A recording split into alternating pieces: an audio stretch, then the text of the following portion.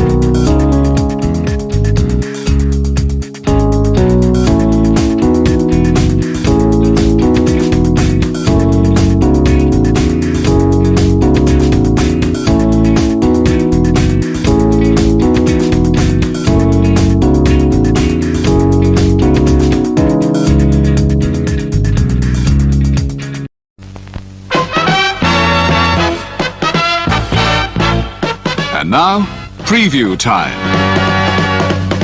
So let's take a look at what's coming your way.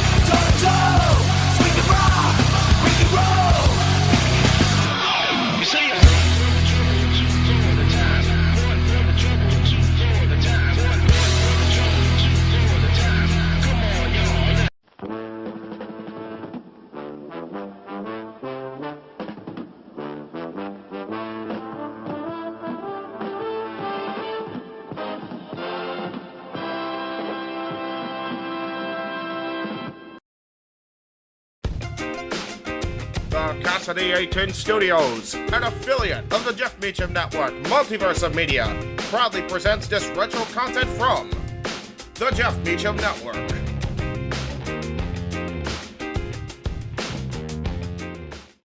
The Jeff Meacham Network Multiverse of Media. For over 15 years, the recognized symbol of excellence and the standard bearer in coverage of sports and entertainment.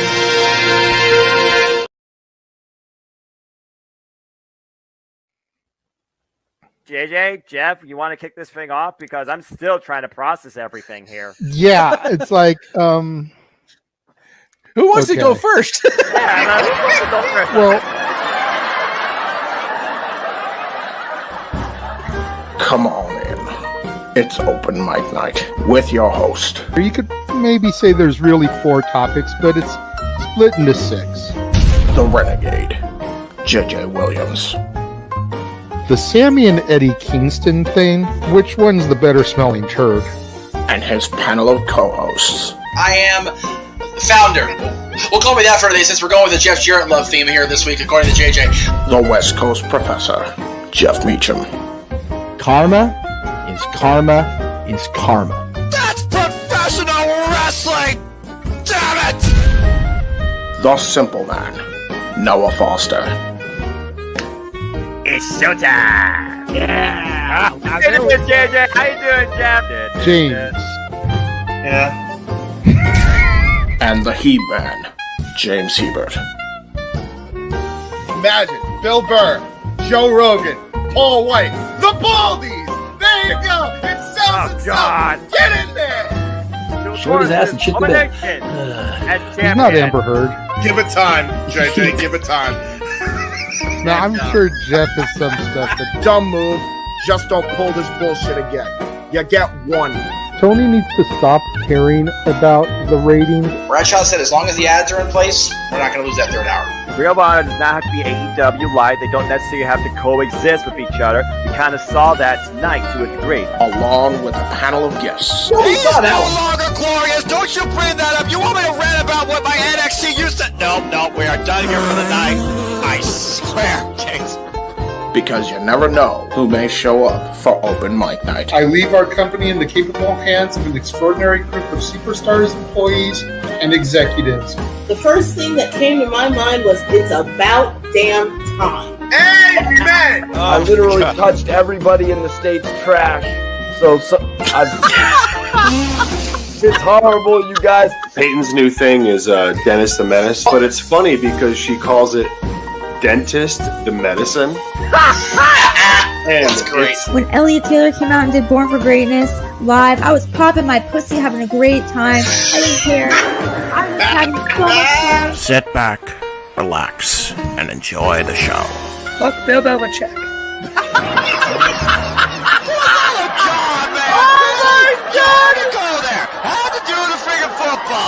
We ended on wrestling, and then you bring in that shit. That's just how the fan goes off the damn rails. Brilliant, bloody brilliant.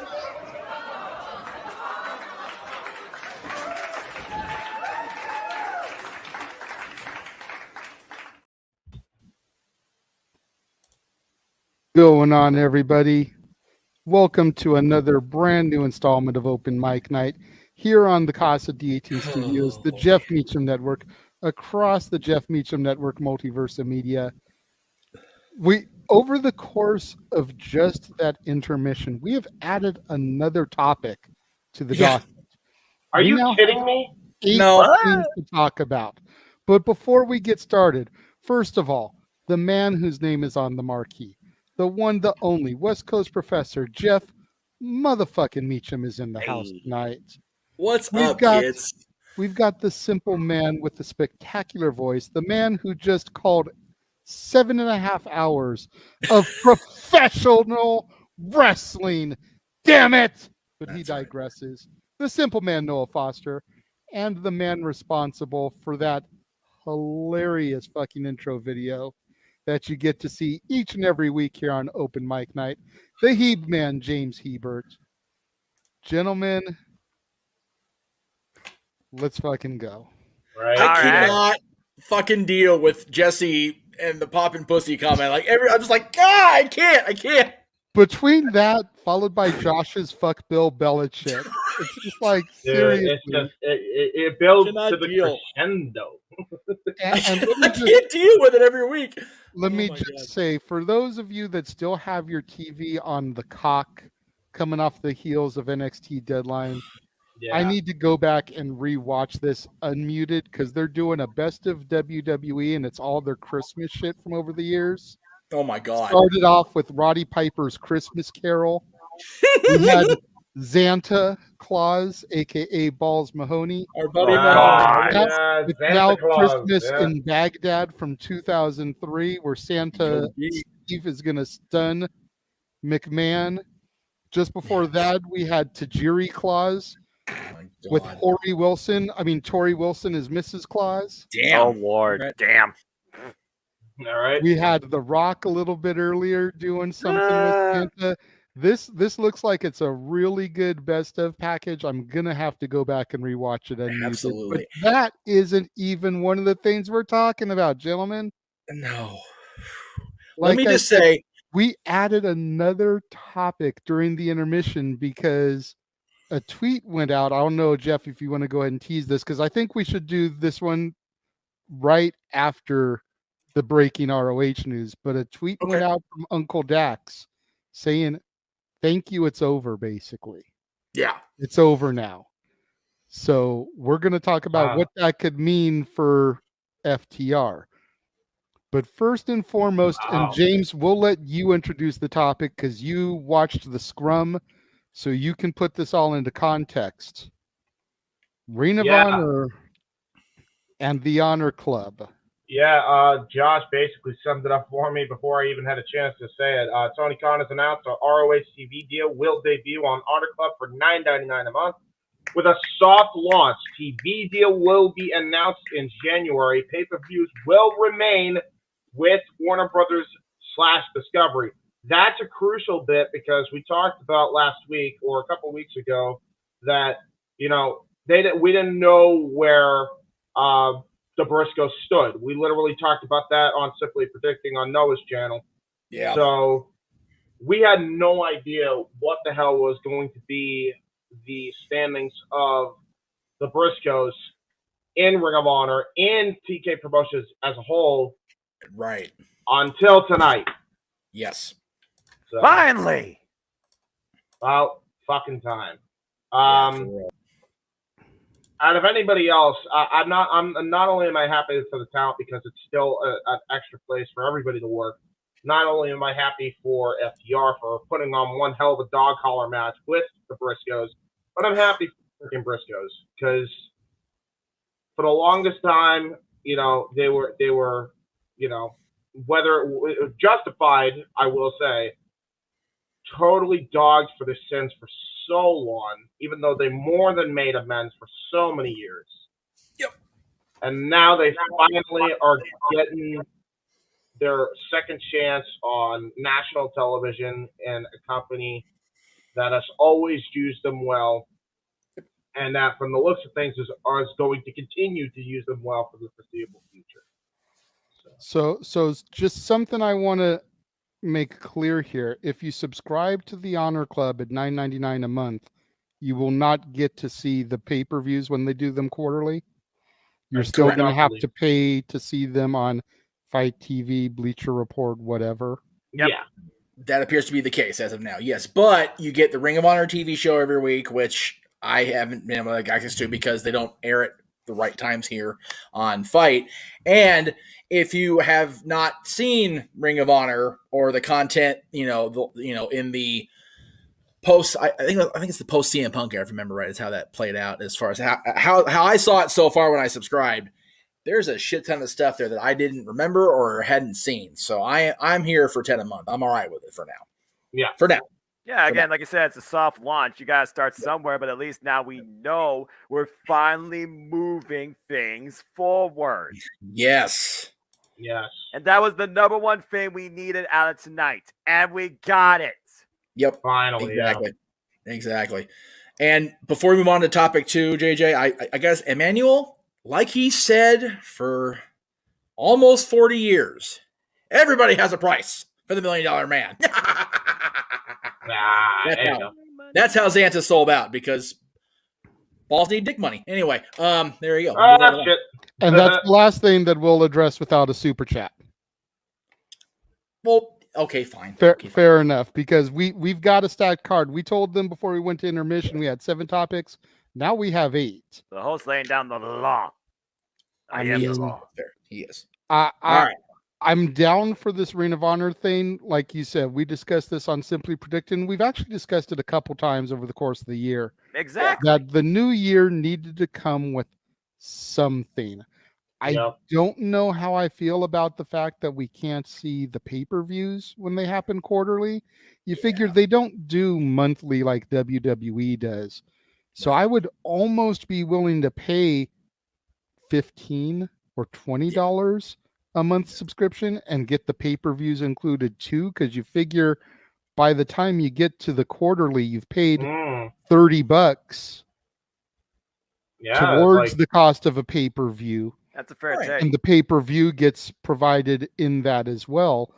Right. I'm already trying to watch Raw, NXT, Dynamite, SmackDown, Rampage in the given week. I don't have time to be watching a weekly ROH TV also, as much as I really want to. But if it came with the pay-per-views also, so that I could watch the action while Noah and James or Noah and Jeff call the action, that would be a little bit more worth my money. Well, that's the only place where I feel like they messed up in this, but it is a soft launch. Yes. Maybe once they make it a full launch, they can make that a part of it. If they do, I might consider at that time subscribing, but as of now, I don't think it's got what I need to commit to that $10 a month. That's fair. And again, that's a fair take from an But- individual standpoint. It's a very fair take But from you. it is a step in the right direction for Tony Khan and Ring of Honor under his regime, and I'm happy for them. I just don't know if there's enough of a hook there to make me invest the money.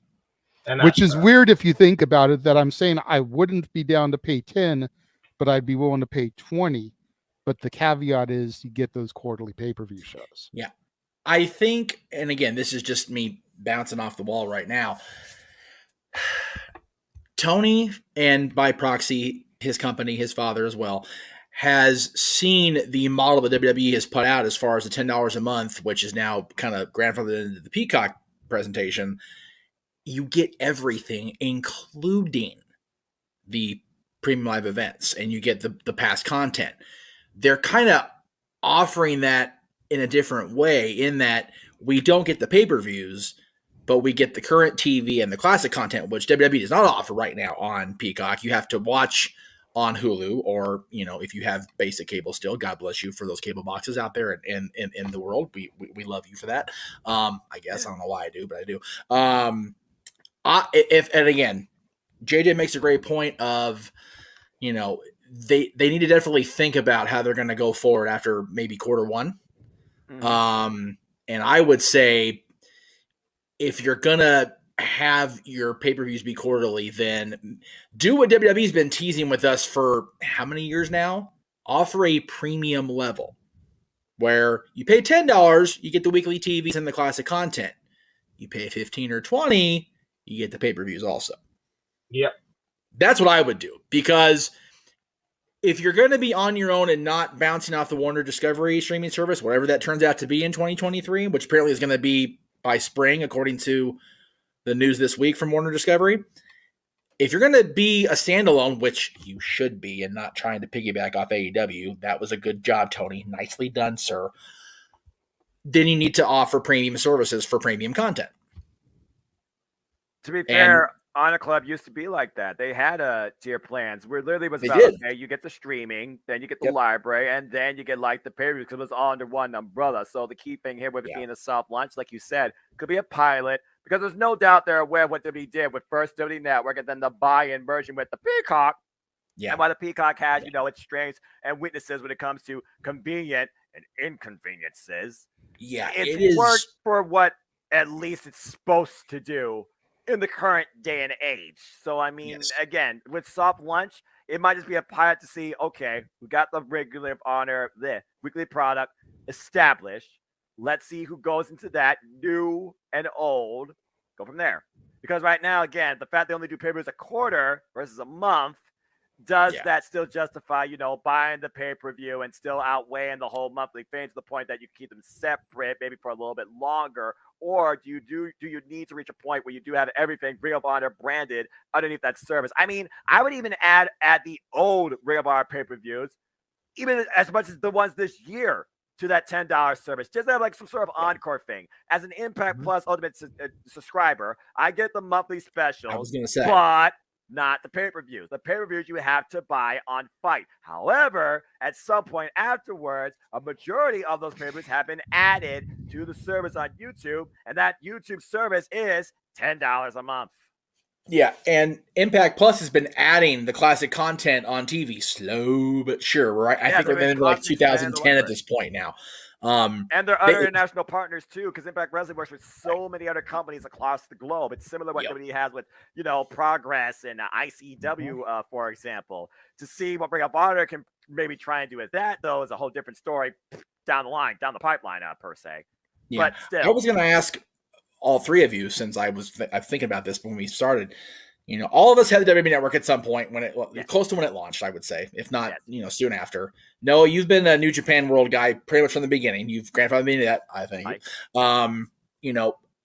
A couple of us had Impact Plus over the years. I know you still do now, Noah. James, I'm not sure where you're at on the Impact side of things. I really think that WWE kind of dropped the ball when they merged their network with the Peacock presentation. And I say that because New Japan and Impact and the prior WWE Network presentation was so much easier to navigate. You could look for what you wanted to look for and have a minimal of effort. Peacock app is a mucker for the to navigate, whether you're looking for WWE content or not. It's awful. It's awful.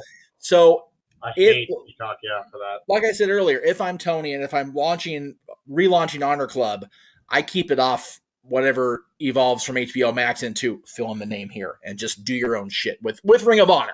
Seriously, yeah. If AEW is going to be a full partner with Turner as far as the TV presentation, then use the HBO Max platform, use the shit out of that synergy. You kidding me? My God.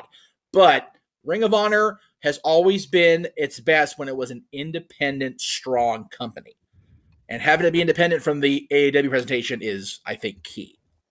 Absolutely. And the growth for both companies going forward. I mean, Stardom World, Mission Pro, Talent Match Wrestling, with a showcase of independent wrestling promotions all over the world.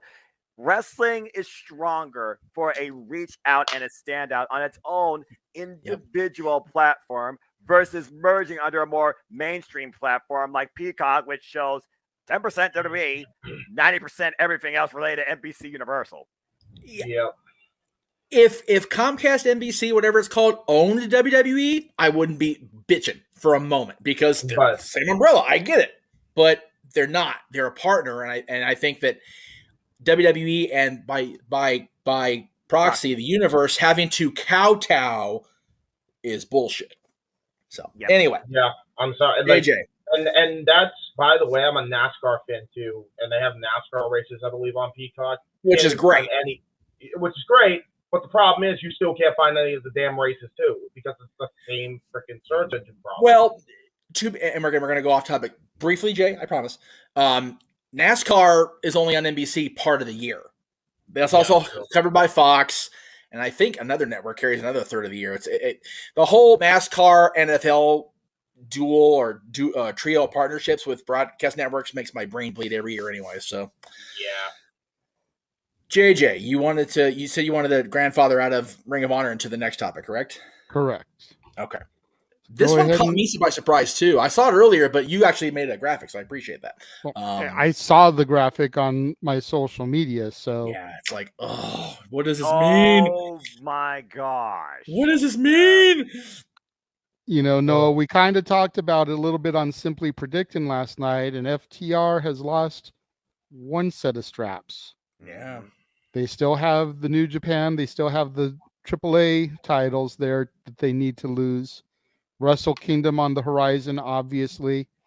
Don't know where they would do it for the other company, but we're gonna what happens with FTR from here? I mean, we talked about it a little bit how Dax could have a hell of a solo run, especially after the matches with Bryan Danielson, but it looks like it could very well be the end, period, for at least one, if not both of these gentlemen. Noah? Darren G., we see your super chat. As soon as we are done talking about this topic, we will move that to next in the queue, okay? Just let us get through this topic first.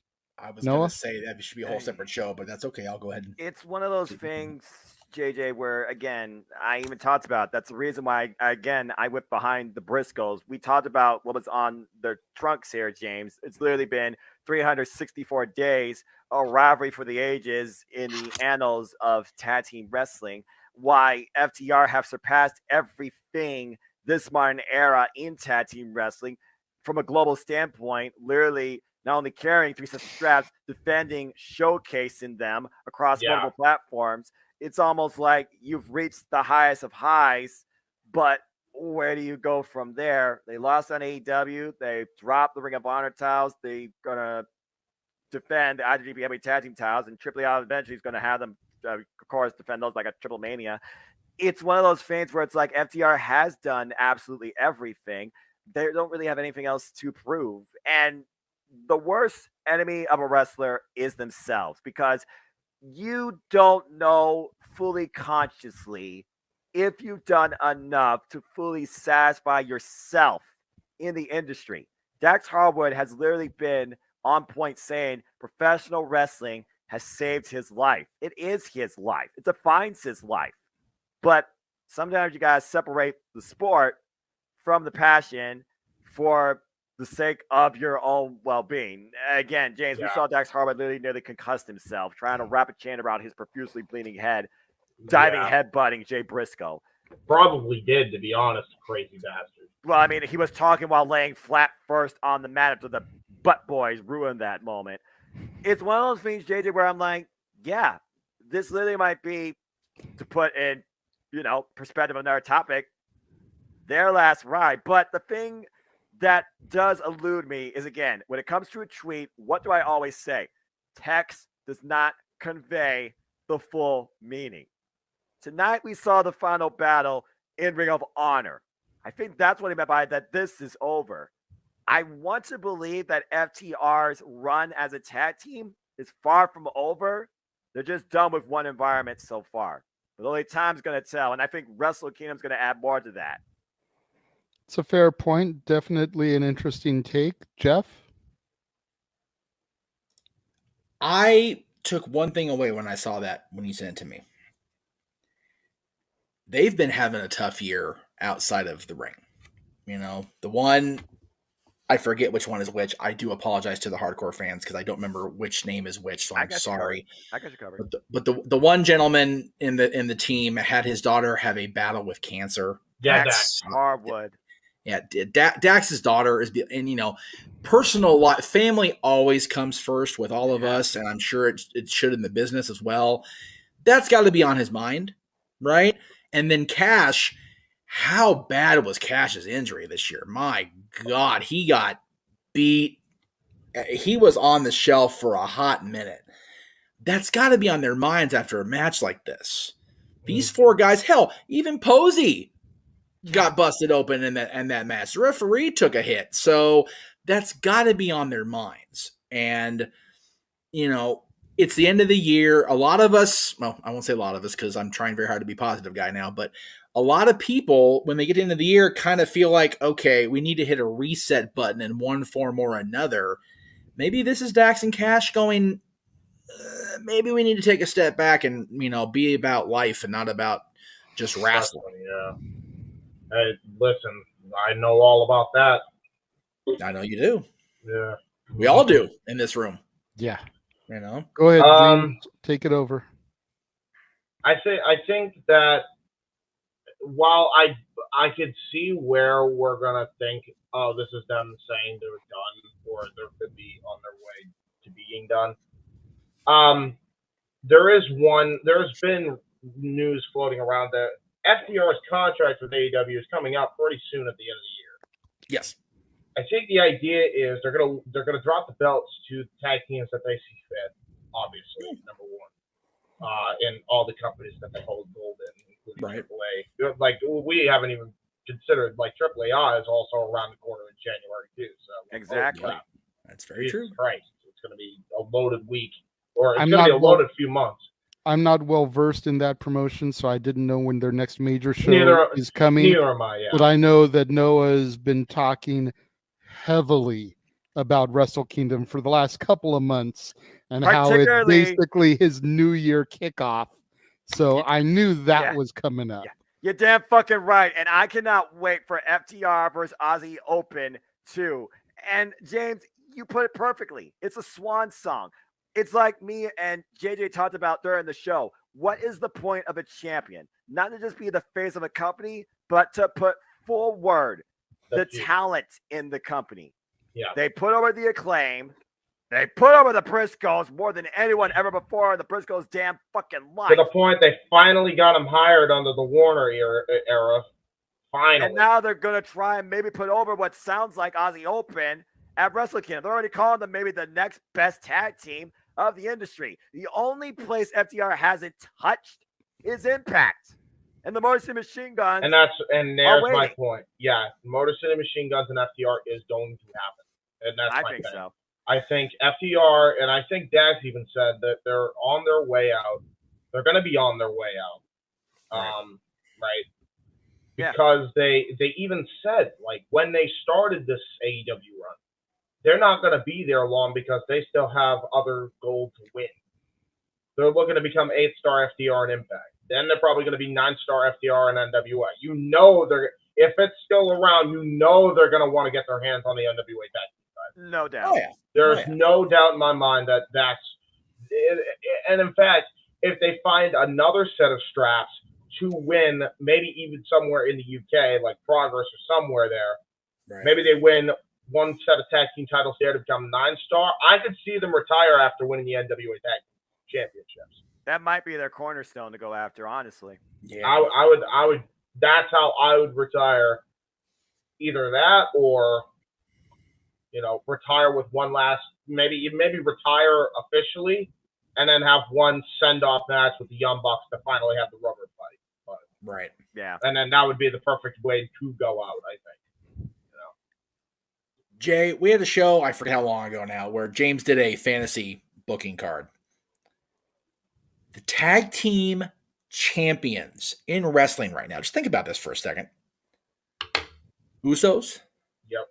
Briscoes. Yep. FTR, because New Japan. The Acclaimed. Who the hell are the NWA champions right now? I forget. La Rebellion. La Rebellion. There you go. Just those 5 teams. Like, take my goddamn money. Yeah. For real. Tag team wrestling, whatever WWE is trying to push down with the Usos on top of the tag team heap and their company, tag team wrestling and tag team division in professional wrestling across the board is pretty good. Yeah. I won't argue that. All right, let's see. Are we doing Darren's thing now then? Yeah. Okay. This is a loaded question, but we'll go ahead and bring it up. Christ. Darren says, how's it going, gents? Whenever this comes into play, who are all of your top 5 heels of all time? Wow. Christ. Well, first things first, Darren, thank you very much for the super chat. We do appreciate it. Yes, we do. Of all time.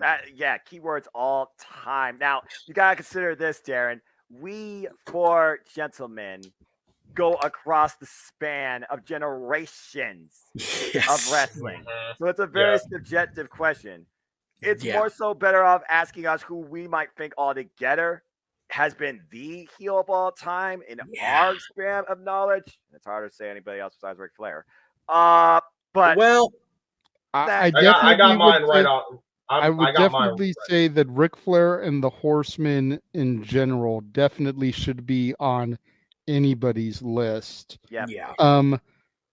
Granted, I wasn't watching during the Horsemen in their prime. This is well established, but I'd almost go as far as say that Tully was even a better heel a lot of the time than Flair was.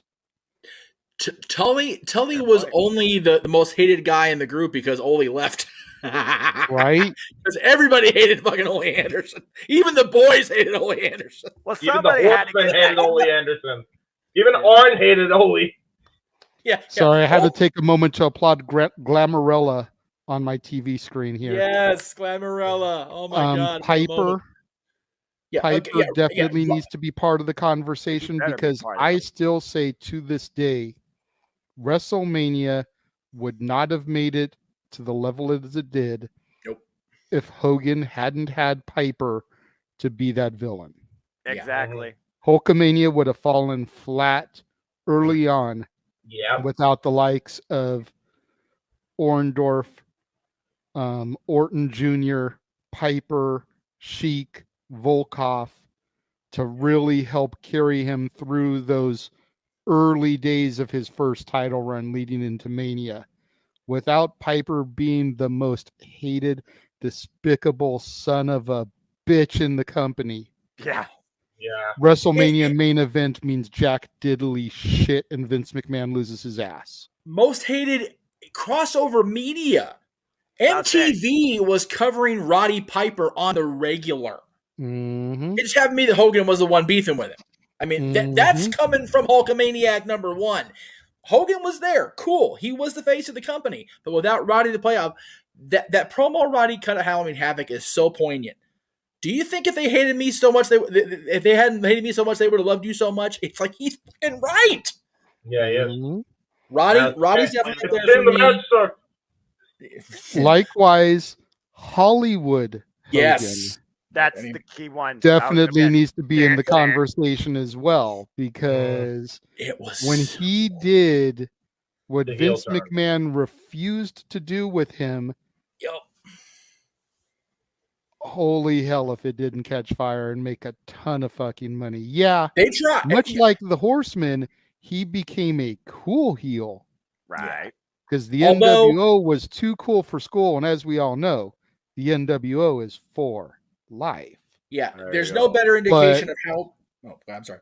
But Hogan as heel, especially those first couple of months before the ball really started rolling with them and they started to bring in the Giant, Six, DiBiase, by proxy Virgil. And that is the day the NWO died. But the minute Virgil became a member as Vincent, all credibility lost. Oh, poor Ouch. Oh, fuck him. Oh, I know. I know you're beefing No with Virgil. lube whatsoever. Damn. No lube. Not Oh, even a little kiss on the cheek to let him know you coming. Nothing. All right. It's open mic night, folks. It's open mic night tonight. Good grief. Hollywood Hogan definitely needs to be on the list. Like Emmanuel said in the comments, Triple H, Hunter. especially around the Reign of Terror, especially in Evolution. You think about JR putting that over on commentary. He's the one that sold Triple H as the ultimate villain, suddenly saying, "No good, son of a bitch." You think from the moment that Hunter turned on X-Pac at WrestleMania 15, with the exception of his return at the Garden from his torn quad tear, which that only lasted up till like Mania as a babyface. Right. He was heel from then all the way up until the reformation of D-Generation X. Yeah, true. And even then, he was the heel against Hogan. Well, okay, no. Okay, so the babyface run was what it was in 02, but man, you could tell he was just like, okay, win, and then Shawn came back. There are those people that are naturally gifted then and now to just be the villains of the industry. The now, of course, is MJF. He has all the potential to be a great all-time villain, endorsed by, let's just go old school here, a villain in his own right, Lord William Regal, because like he may not have shown a lot of in the ring, master psychologist. No doubt about that. And influencer. And we're going to talk about all-time villains. We're throwing names out here. We got to talk about the boss himself, Vincent Kenny McMahon. Oh my God. I definitely was going to save him for the end, but You mentioned William Regal. I feel like Regal is so underrated in his villainy. I agree. Yeah. You know, There's an art to being a villain. there and really only is. Lord Regal ever I did. highly Push that. recommend anybody that has not look up on Spotify or YouTube his Gentleman Villain podcast and Oh my listen God. to the man. No homo. I could listen to that man read the phone book. Yeah, for real. Because he is just so compelling with the way he tells his stories. Yeah. Yes. But I highly recommend anybody that is legitimately a fan of the art form of storytelling. Listen to his podcast. Yep. So underrated as a heel. That's the word. And do it while you can, because Because it's been that's it's the only been it's been done. It's been canceled. It's been a fun ride, Your Lordship. Thank you forever. You know what though? Well, Because he's going back to the he's E going more back to than WWE. likely. Yeah. He's not So- an independent contractor no more. Right. So Conrad lost him. It is what it, you know what though? The few he did were so good. Yeah. So And we'll always have them. He gave us enough in his short time on the air there to last us forever, for real. And I cannot and it sounds weird saying it like that because it sounds like he's passed and we're talking about him. Right, We're right. verbalizing it that way, but legitimately, you figure he was only in the company for barely a year. Yeah, not even a full year. So at most, because I know he didn't start right when he signed with his podcast. So maybe he's been doing his podcast for about 9 months. Yeah. But it feels like he's left enough content for ever and ever. Like he's been going, and you've got to go back to the Cock and look at old episodes of Nitro, Thunder, WCW Saturday Night, Raws, SmackDowns. Regal is underrated, and from a female perspective, Stephanie McMahon. I'm watching Trish Stratus throw bows here with the Glamazon. Trish Stratus was an amazing heel. Yeah, and and nobody managed thought she so had many it in people. her. She managed that so was out of many nowhere. people. And okay, when Trish first started, she was bad. But She when was she bad, flipped, but nobody really bought it. She was bad girl eye candy. She was still tits and ass managing Test and Albert. Right. And then she got to a feud with Stephanie McMahon, and everyone was like, cat fight. Well, no, But- not but- even. Go ahead. Once she started to become female competitor I know Trish, his name.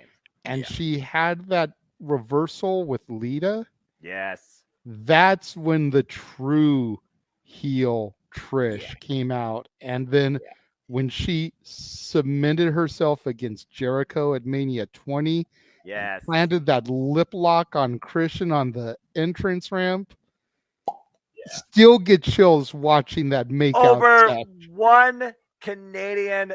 I never thought I would be that jealous of Christian in my life. Seriously, And I was always a Lita dude. Yeah.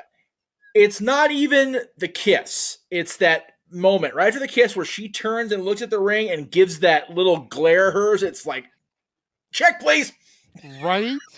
Villain Cigarette. personified Thank you.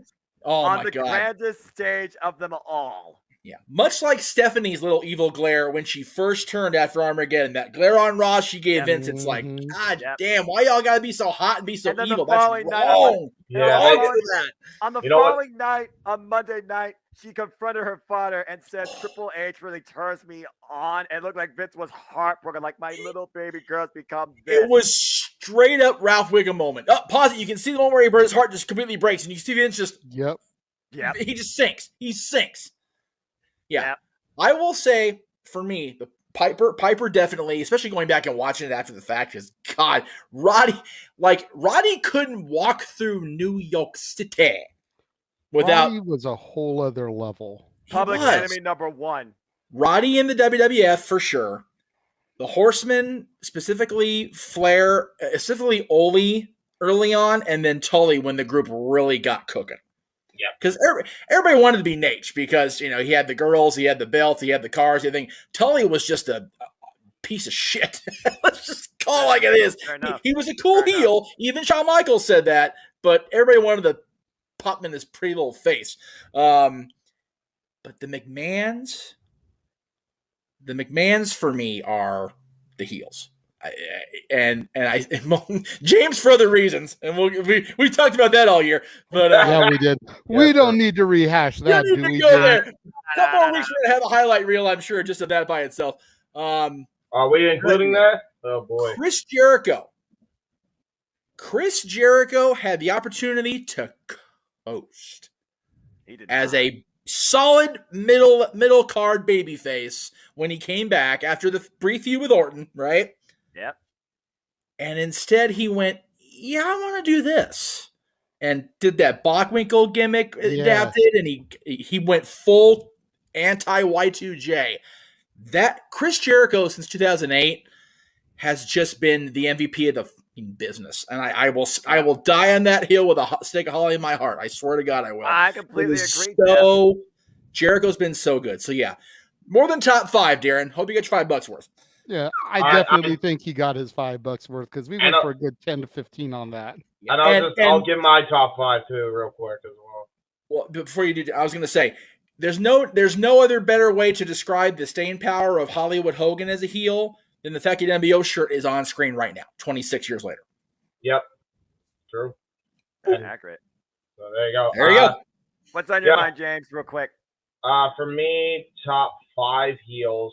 If we're talking just full-time wrestlers or of some regard, and just off top of your head, just top 5, man. And I'm not going with Vince because that'd just be too easy for multitude of reasons.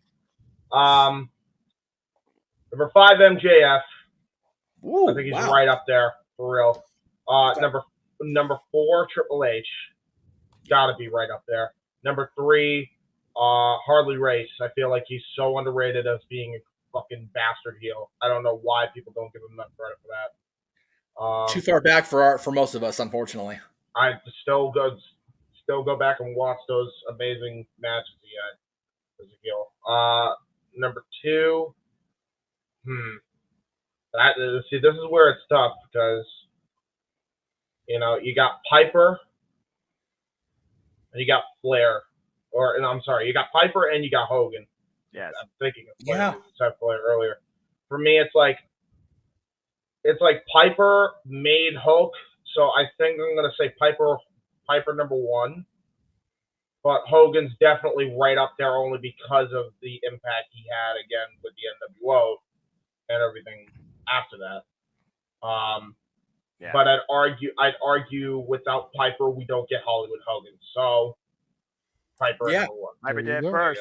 And I do have one other name that I want to throw in here. I'm actually a little surprised that Jeff didn't bring this name up.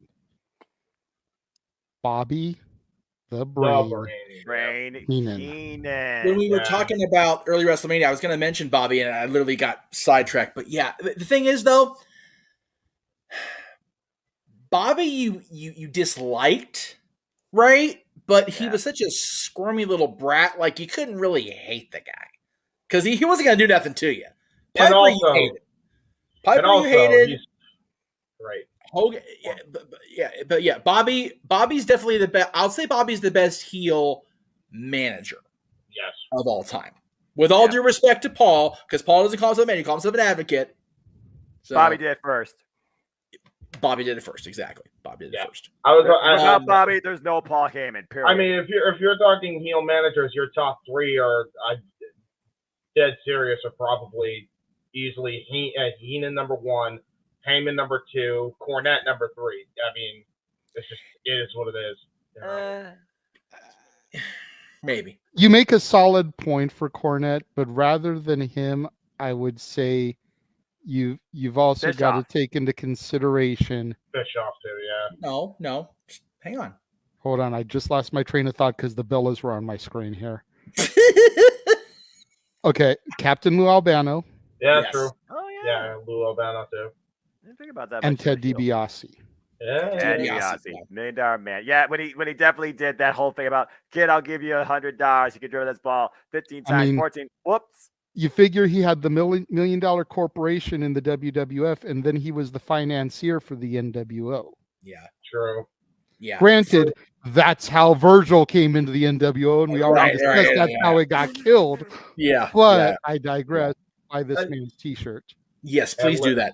And be on the lookout on the Teespring, because this man's about to get another T-shirt up there. Me and Jeff have discussed. Just enjoy life and enjoy professional wrestling. There you it's as simple as that. We did mention Flair, Darren. We did mention Flair. Do you still have your Mountain Dew I'm a Simple Man shirt on the NoDQ store and all? I'm sure it's on there. Yeah. There you go. Yeah. But yeah, we all mentioned Hogan in that thing. I was going to say Flair was one of the first ones we mentioned. I was about to say Flair was the first name I saw. Flair is a definite candidate. We mentioned Pro Wrestling Illustrated last week. We were talking about the tag teams of the year. Hogan's heel turn for me will always be summed up at the year-end awards when the fans almost unanimously voted Hogan most hated of the year. Because the opening line on that page for him is entry. Who would have ever thought? There you go. Hogan as the most hated man in professional wrestling from a fan's vote. Who would have ever thought that would be a thing? It's crazy. Yes, DiBiase did get hurt toward the end. Anyway. Virgil. Ha! There you go. All right, let's get JJ back in a positive mood. Let's get the ball rolling here. Yes, JJ, you mentioned earlier about FTR and their status. The first thing you sent me this week is definitely somebody's status. Yes. Go ahead and throw it up there. Dustin Rhodes will no longer be wrestling after 2023. This is his last year in the business, his last full year. JJ, out of the horse's mouth. Oh yeah. I don't know if you watch AEW, but his Titantron says, and it's been saying that since he's been a part of the company. Yeah. The last ride. Oh yeah. Now we know truly it is his last ride. I cannot tell you guys enough before I knew you three men existed on this plane. How much respect I have, particularly for this man and his legacy, not just his family has set, but his legacy on the industry. He never got to the top. Whether he was stunning or shining with Dusty, whether he was shattering dreams as Goldust, or whether now he's just the natural guiding the future. The guy is timeless. He offers a traditional style to this day that I still don't see out of anybody else. And when he is in the ring, it's just pure magic. And the fact that now things have finally caught up to him and he truly believes that he is done. I thought he was done after he had the match of the freaking industry for me against Cody Rhodes at freaking Double or Nothing 2019. And he's continued since that point. It's really, it's one of those things that I kind of find unbelievable in what has been an unbelievable year for the industry. But again, the natural saying, see you down the road, but this is goodbye. I am done. It's hard for me to grasp. And he never got the big one, but yet he accomplished so much without ever getting it. Yeah, absolutely. You know, I've talked about it a few times on the show, and especially over this past year, and how it's taken some time for people to earn my respect. Yeah. Goldust, I did not get into when I first started seeing him. Right. Dustin coming out as Seven on WCW television. Oh God. The less we discuss that, the better. Right. Well, I mean, that's also not entirely on. To be fair, he shot his damn stuff in his first promo. I was going to say, although seeing him shit on the gimmick in its first promo kind of opened my eyes a little bit to the man behind the character, if you will. Yeah. And if he was willing to speak out like that about the creative direction he was given, he definitely begun to earn my respect that day. Yep. As horrid as that gimmick was, he began to earn my respect. That made Goldust look tame, I'll be honest. Well, but it wasn't until he came back and started to get that run with like Booker T and everything, and the Tourette's, which was stupid as shit too. Oh my god. Oh god. But it was some of the funniest shit I had ever seen. That I really started to become a fan of Dustin. Yep. To the point where when we went to SummerSlam Access, I made sure to get into his line and take a picture with him. As at that point, I had already met his dad and his brother. He was the only one I was missing at that point. Right. You know, so definitely had to accomplish that mission. But it's gonna be sad to see him hang it up without having accomplished his dream, really. You know, without ever having really been able to get out of his dad's shadow. Yeah. Yeah. Whereas it looks like Cody is on the verge of it. And honestly, that would be the only reason I wouldn't give it to Cody this year at Mania. Because by the end of 2023, if Dustin is done, he could potentially be there when his brother gets it in 2024. Yeah, true. That's unless there's a agreement reached where it's like, okay, look, Cody's gonna win it for Dusty. We'll give you something. Dustin just don't pull a flare and besmirch the company, Nate. You know, like you did with TNA. Damn it, Rick. Damn it. And, you meant like he was doing with WWE before Triple H took over. And the problem with that would be is, you know, Tony's still pissy at Hunter for the whole War Games thing. So I mean, a lot has to go into it. I do agree with you, Jay, that if they're going to do that this year with Cody, that Dustin has to be there, especially he has to embrace his little brother. Keyword: Cody is the little brother doing this on behalf of their father. The story they've built with Cody winning the title has to have Dustin not featured in the story because that's stupid. No, but have him be there. Post-match celebration. Yes. You know, much like the WrestleMania 20 moment where Benoit is celebrating in the ring and out of nowhere he turns around and there's Eddie. Eddie Guerrero. Granted, they were in the same company, champions at the same time. Right. But to have Cody celebrating that moment and then turn around and there's Dustin. Right. And film it a similar way where the camera is tight on Cody. And he turns around, and much like Eddie, like literally appeared out of nowhere almost, there's Dustin. Yep. Don't have to be the ring. Don't want to put him center stage from another company, but like up on the ramp somewhere. It's a big stadium here in Inglewood. You know, you can see everything from everywhere. Yep. God, shot in the skybox. Right? Seriously. I would There's love a lot of that. skyboxes at SoFi Stadium. I think we can get away with one of them. I'm sure they can figure out something, Jeff. It's California, okay? Let's be honest. They can do anything, okay? They're the capital of Hollywood. It's one of those things, though, like I said, based on just the family value of what this name has meant to the industry. And Cody finally reaching that moment, that accomplishment, that has to be the ultimate embracement of the brothers in the name of the father. And at its core, and we've said a lot of things about Vince McMahon over the past year. At its core, WWE has always been a family company. Yep. Yeah, I can argue that. Yep. Even if it's a so for that type of moment to be the final image for WrestleMania, whether it's night 1 or 2. Yep. Definitely a great way to end. What was the first thing we heard when Cody came back? His theme song, which says wrestling has more than one royal family. That's right. Yeah. I think a year encapsulating that story is straight out of Hollywood. Oh, wait, they're going to be in Hollywood this year. That's right. Yeah. And I don't know if I would want to go this far for it because I don't know what the situation between these two is. But I would almost go as far as to have Terry there also. Yeah. Only only because even though her and Dustin are definitely long separated, again, I don't know what their personal situation is, how they get along.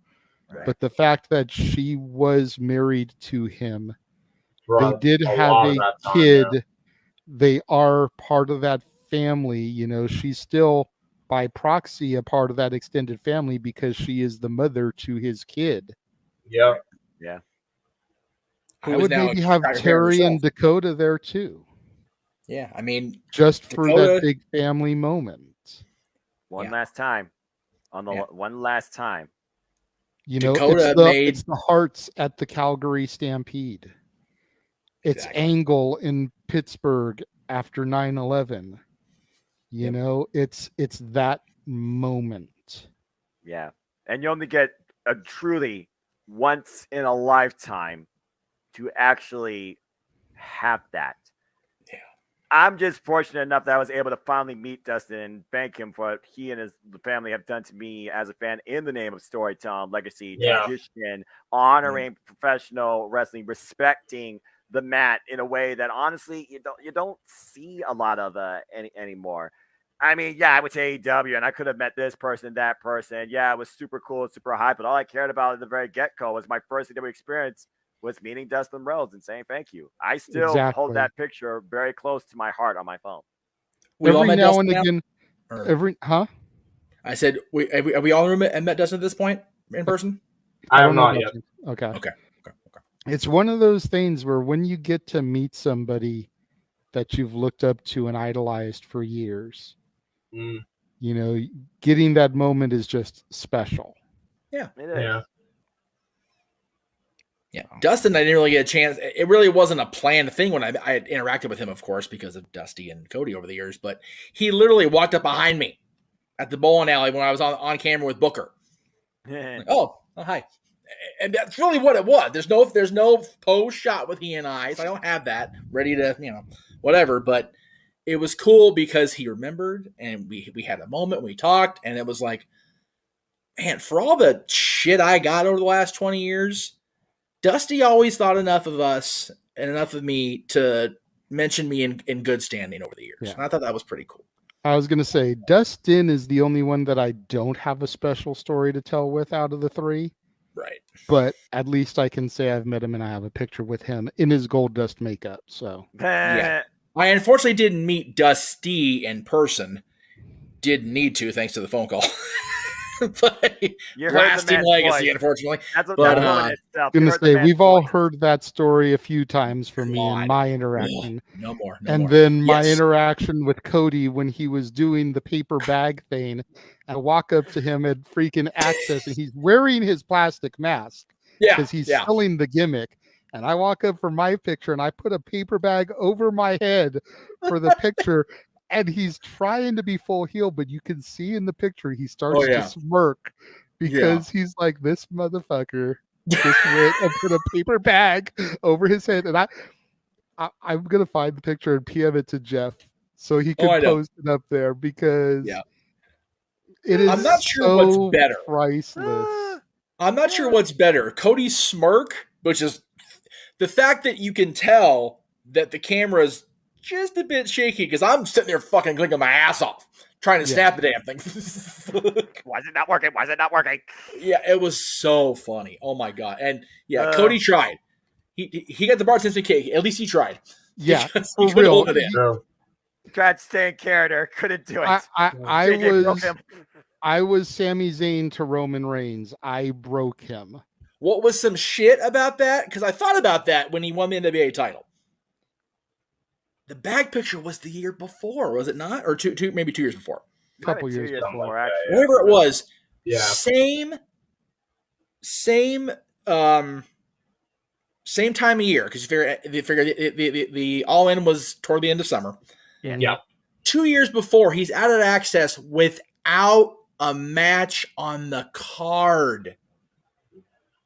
And within 2 years, he's the world's heavyweight champion. The same title, same design of the title that his father held. Mm-hmm. That's Hollywood itself. I mean, really. Yeah. You can't write a better story. No. So yeah, I think it'd be cool to have a full year circle run back around to having Cody win the championship here and have Dustin be here. That'd be awesome. I'm so glad I got to see him face Claudio Castagnoli live for the Ring of Honor World Championship. Oh my God, right? I'm jealous of that. Good. Yeah, that's too cool. While JJ's looking for his picture, I got it. They're coming to your way right now, Jeff. So all you're going to have to do is save them and bring them up. Well, I'll go ahead and just share screen. It'll be a lot easier. Actually, take a moment to try come into play, but yeah. There we go. Oh no, I got it. I got it. No worries. I figured it out. Good deal.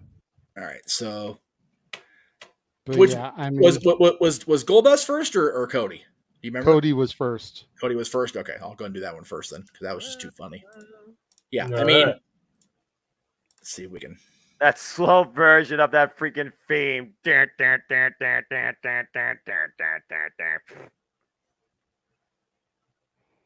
Why isn't it not? What do you, boy? What? I'm sorry. My fault. Oh. Yeah, he's smiling. He's totally smirking, right? He's totally smirking. And if you look, it's not blurry because it's saved on Facebook. It's blurry because my hands are shaking like a buffoon. It's funny. Oh, jeez. Oh, this one's better because I didn't take it because I wasn't there. I wasn't booked. Oh, you wasn't there. Yeah, right in the makeup. There you go. Love it. Yeah, that's too cool. There you go. Oh man. The one you took with Dusty was at Rob's store, right? Correct. Lakewood or Lomita? Lakewood, the original one. Yeah. The original, the OG. The OG store. Yes. The one that we got kicked out of. Not me. I didn't. You all did that. I didn't do that shit. That shit. Yes, innocent. The one we got banned from. Because they swore we were trying to steal their business when all we were was a glorified yard sale. I got you. Right? What a stupid shit that was. Oh, Jesus. Oh, my God. All right. Anyway, I'll just send y'all this so you can see it. Don't put it up on screen. But again, I treasure this moment. Thank you. Dustin, if this is truly your last ride. Yeah, really. Thank you. Yes. Yeah, really. And if y'all have Thank you not so watched much. World's Wrestling Academy showcases, do yourself a favor and do so on YouTube. What's funny about him, we were talking earlier about the 30th anniversary, of everybody that was debuting when I started watching. Dustin's first big angle was that end of 1991 because it was him and Dusty against DiBiase and he who ruined the NWO. Right. It's a cool pick, Noah. I just went over and checked it out. That is cool. That's very cool. I dig it. All right, so next topic. Somebody that is very associated with the Rhodes family, especially in the early TNA years. Yes. Oh boy. That's a good one to have. It's a good one. No, I mean, it's kind of hard to shout somebody that's phenomenal. Well, no, JJ, why'd you mention that? Yeah, because that is what the Dream said to me when I got the belt signed. And the reason he said that is because when Dusty signed first it, the other signature that I had was the phenomenal one, AJ Styles. AJ Styles. 7 years. For real. That's why I wanted crazy. to bring this up. It's like this man, for all intents and purposes, and I still think he is kind of branded as Mr. TNA. Oh, I agree. He was to TNA what John Cena was to the WWE at the time. He was the franchise player, the face of the company. Yep. The man that we swore, much like The Undertaker, that we would never see waver from there, that came 7 years ago next month at the Royal Rumble. Entrant number 3 against Roman freaking Reigns. To make his debut, and who would have thought that he'd still be going here, like 7 years almost of phenomenal stature, and he was Taker's final match. Yeah. That's like bucket list stuff for even him. Yeah. We may not be able to get Styles versus Michaels, but damn it, we had the phenomenal one versus the Phenom. Yeah. In a unique showcase. When you think about TNA's debut, Jay, 2002, June 2002, Undertaker is in full big evil. He has just decimated Hogan. He's on that week. He's on his way to the King of the Ring to face Triple H for the title. Triple H still trying to be babyface and just failing miserably because it's 2002 and no. 2002.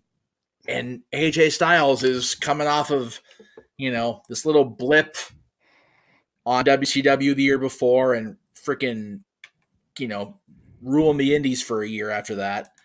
Cruiserweight Tag Team Champion. Cruiserweight Tag Team Championship tournament. Yep, he didn't win the titles. He was close. He and Paris were close. It's all about Skipper and Romeo. Prime time. Yeah, I'm not doing that song. I'm not saying until the 23rd. We'll get there. I promise. Yes, much to know his chagrin. Try real hard there. But man, yeah, it's bonkers that he went.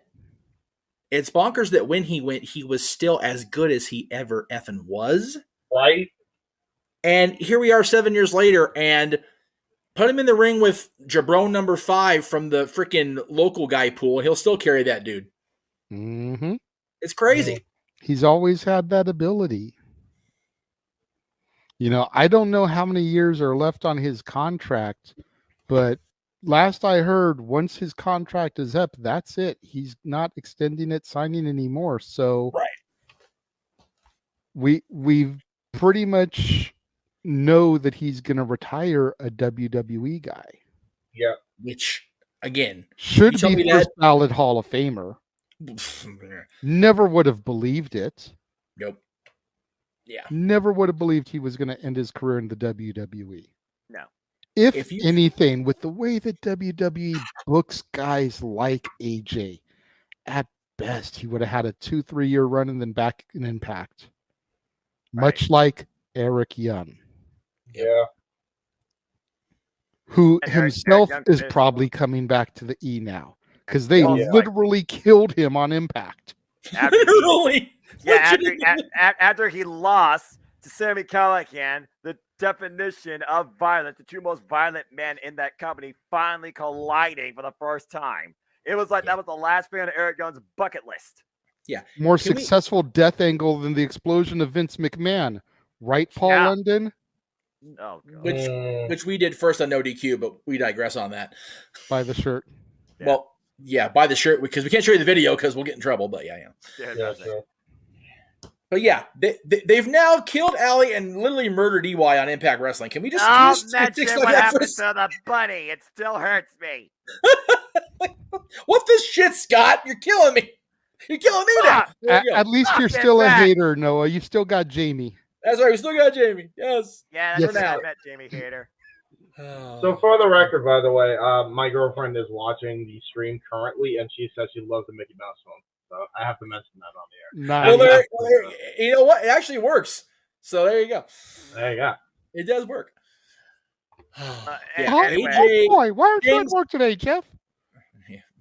Because I was busy covering 2 damn pay-per-views today. Shut the fuck up, mouse boy. Anyway, please don't put that out and put on the highlights show. Please don't do that. No. Jeff is good. Dusty and Piper backstage. Oh my God, those two. We started this segment with Ricardo Rodriguez talking to the Bellas. So there's another blaster in your past, good old Chewy. Golly, man. Oh, God. What are we gonna ask? I'm gonna rewind this shit myself and watch it now. Shit. Telling you, dude. What were you gonna say, Jeff? I was gonna say, James, we haven't heard a whole lot about either Dusty or AJ from you because Dusty's been gone for. God, he's been gone 7 years, Jack. Can you believe that shit? And then AJ's been WWE for 7 years. Yeah. So yeah, I mean, it was man. Yeah. It's the circle of life. Well, Dusty passed 2015. AJ debuted beginning of 16. But anyway. Okay. Yeah. But Piper and Dusty within a couple weeks. That was fucked up. That was not fun. No, it was not. But yeah, we were all Impact fans, TNA fans when they started. As they were moving along. JJ, you mentioned to me a while back that you were really getting the weekly pay-per-views for a while there, and that was AJ with AJ. I still remember the one week, I forget which week it was, but it was AJ and D'Lo Brown 3 times in the show for the title. Right. That shit was fucking awesome. That was ridiculous. Yeah, I always remember D'Lo Brown going to TNA because we were the first people to interview him when he left the WWE, man. We jumped on that like he was a freaking pile of meat in a circle of lions. We're like, "Arr!" And then we got him right away. It was wonderful. God damn, that was a long time ago. Holy, that's 20 years next year, by the way, that we did that interview with D'Lo Brown. Fuck me. God, we getting old. This sucks. James. Time escapes us, Jeff, is what this comes down to. And again, the fact that AJ Styles has been involved for 7 damn years in this company and has practically done it all, per se. I mean, he was honestly the face of SmackDown during freaking 2016 for 2017. It's crazy. James, JJ said to me a while back when I criticized their booking of AJ in his first run as WWE champion, it's like, dude, look at his win-loss record. They booked him, and he only lost because he came up against Super Cena, and it's like, yeah, okay. But yeah, I mean, you know. What do you think? Yeah. I mean, would everybody agree that he's had a phenomenal run? I would say yes. I think I always go back to this, you know, like AJ is in a very small elite group of individuals who has held the 3 most prestigious world championships in the history of professional wrestling. Damn it. By the shirt. Ever. You know, IWGP, NWA, WWE. You know, yeah. I can count on maybe like one hand people who have held all 3 pieces of gold at some point in their career. AJ is one of those names, and you know, he did that in a stage where, you know, he shouldn't have been able to do that. Like, all the odds were stacked against him in a lot of those instances. He just was that phenomenal. He was too talented to ignore. It didn't matter if it was the head booker of New Japan. It didn't matter if it was in TNA. No matter who was booking that ship. You know, didn't matter if it was Vince McMahon himself. He was too talented to ignore. I think that's the personification of a phenomenal run. The dude is going to be in every Hall of Fame of every company he's ever worked for, period. Bar none. He probably, and he's not, probably a Pro Wrestling Hall of Fame if he's not already in it. All right. So, for the record, since you mentioned it on the air, he's the only one to win all 3. He's the only one. I'm sorry. Because IWGP Heavyweight, and then when it merged with to become the world title, he's the only person to hold both the NWA and WWE as well as IWGP. That's it. Even Brock, because Brock wasn't NWA champion. No, he wasn't.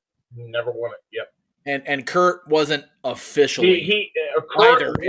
Kurt would have been the first had the bullshit with NWA not gone down with TNA.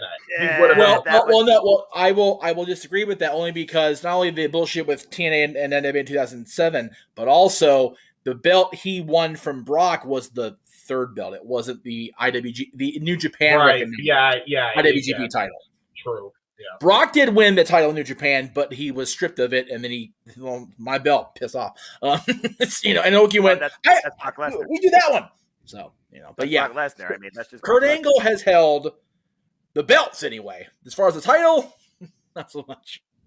Yeah, it's weird. It's a weird thing. AJ's the only one to be recognized. He merged it with the Intercontinental title. What the hell? Who did? Friggin' Angle. You don't remember that? So if you don't know the history, and this is a weird screwed up thing, right? Yeah. His match with Shinsuke happened there. Right. Yeah. And they merged it with the IC title, so I don't know. Well, it was choice. Yeah. The whole thing with Lesnar and New Japan and then Angle, and it was a whole big weird thing. But yeah, officially, as far as officially being the champion, AJ's it. AJ's it. Yep. Wow. So, I thought I was trying to like give credit and see if there was people. Wow. Okay, so yeah, AJ, certified Hall of Famer if he isn't already. I mean, come on. Yeah.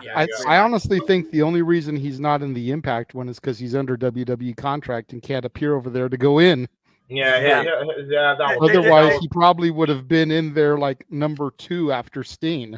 Trust me, that's gonna change by next year. I feel like Probably. Triple H probably will allow a bit more leniency. I mean, at least AJ Styles was able to do a little video saying happy anniversary to 20, Impact yeah. Wrestling this year at Slammiversary. Yeah, I only think AJ was at number 2 because he was still wrestling for the company at the time the Hall of Fame was we talk about Hall of organized. Fame. A Hall of Fame is about those that are no longer active. And AJ Styles somehow is still going. We thought this guy was going to be done at least a couple years ago. Still going. Here's my thing. Kurt Angle was in the TNA Hall of Fame Impact Hall of Fame when he was still wrestling. So I happen to feel, and just my gut feeling, even though AJ's still currently active, TNA, since he's not active in Impact, he'll be inducted by next year. Yeah, right. Like, they have to induct him. Like, there's no way you don't. With all the accomplishments he's done in TNA and outside of it, I mean, I don't know how you don't put him as, like, the Hall of Fame, you know? First ballot Hall of Famer at TNA and just anywhere, really. Yeah. I mean, he's in the NoDQ Hall of Fame, which is the only one that really matters because we fans vote on that one. So there you go. Yeah. You actually know who votes on that one. Speaking of fans and their like or dislike of people, oh boy, JJ, you sent me a tweet from a very polarizing individual that you wanted to talk about tonight. Yes, I did. Bro. And I hate to go back to this topic because it's a topic that's been beat to death, but much like James has said about Glenn Gilberti being the voice of reason. Bro. At AEW Marks can't understand why I don't take their company seriously. Your initial audience on TBS network is down 600,000 from where you started over 3 years ago. So what do? You have 3 EVPs of the company, mock a wrestler who's no longer there. Who's the joke on? Yeah, I'm sorry, but yeah, no, you know what? I go back to what I said before Jay Hebert's Side of Things, episode 3 even dropped. I said it on the show, Which again, those of you that haven't seen it, go to Jay Hebert's Side 95 and watch that episode. Yeah. Best 3 hours you'll ever spend. That's not a pay-per-view PLE, but continue, James. For real. Hey, thank you. Seriously, like, go and you go back and I think it might have been like a couple weeks after this whole thing happened. Or actually, no, this happened before the brawl out thing happened, which is what everybody's dubbing it now. Yeah, let's market that because that's smart. You know what's bad when all parties involved, good, bad, or indifferent, whether they're positive, negative, or just whether they're toxic to the industry or an absolute positive light to the industry, when every person in the fucking community is saying the exact same fucking things. Yep. You done goofed. Yeah. You've done goofed. It's not a good look. Now, here's the only positive that I can say, because goddamn, somebody's got to put a positive spin on this. I can't believe I'm the one doing it, but fuck it. The Briscoes got signed tonight. Yeah. Pretty much. Really? To Ring of Honor and to somewhere in TK Promotions. They are employed now. Right? Yes. If Tony Khan can make that happen, I hope to God that he can make Punk come back and every party is willing to work together again in that entire situation. I do hope that's the case. Because, look, I listen to all wrestling opinions when I can, whenever I, come to topics about this, because I like to get different perspectives. One of them, whether you like the fucker or not, Cornette, right? And Lord knows I don't like him. This episode 2 of Jay Hebert's Side of Things, I completely destroy him. So there you go. Oh yeah. Might have to go back and watch that one.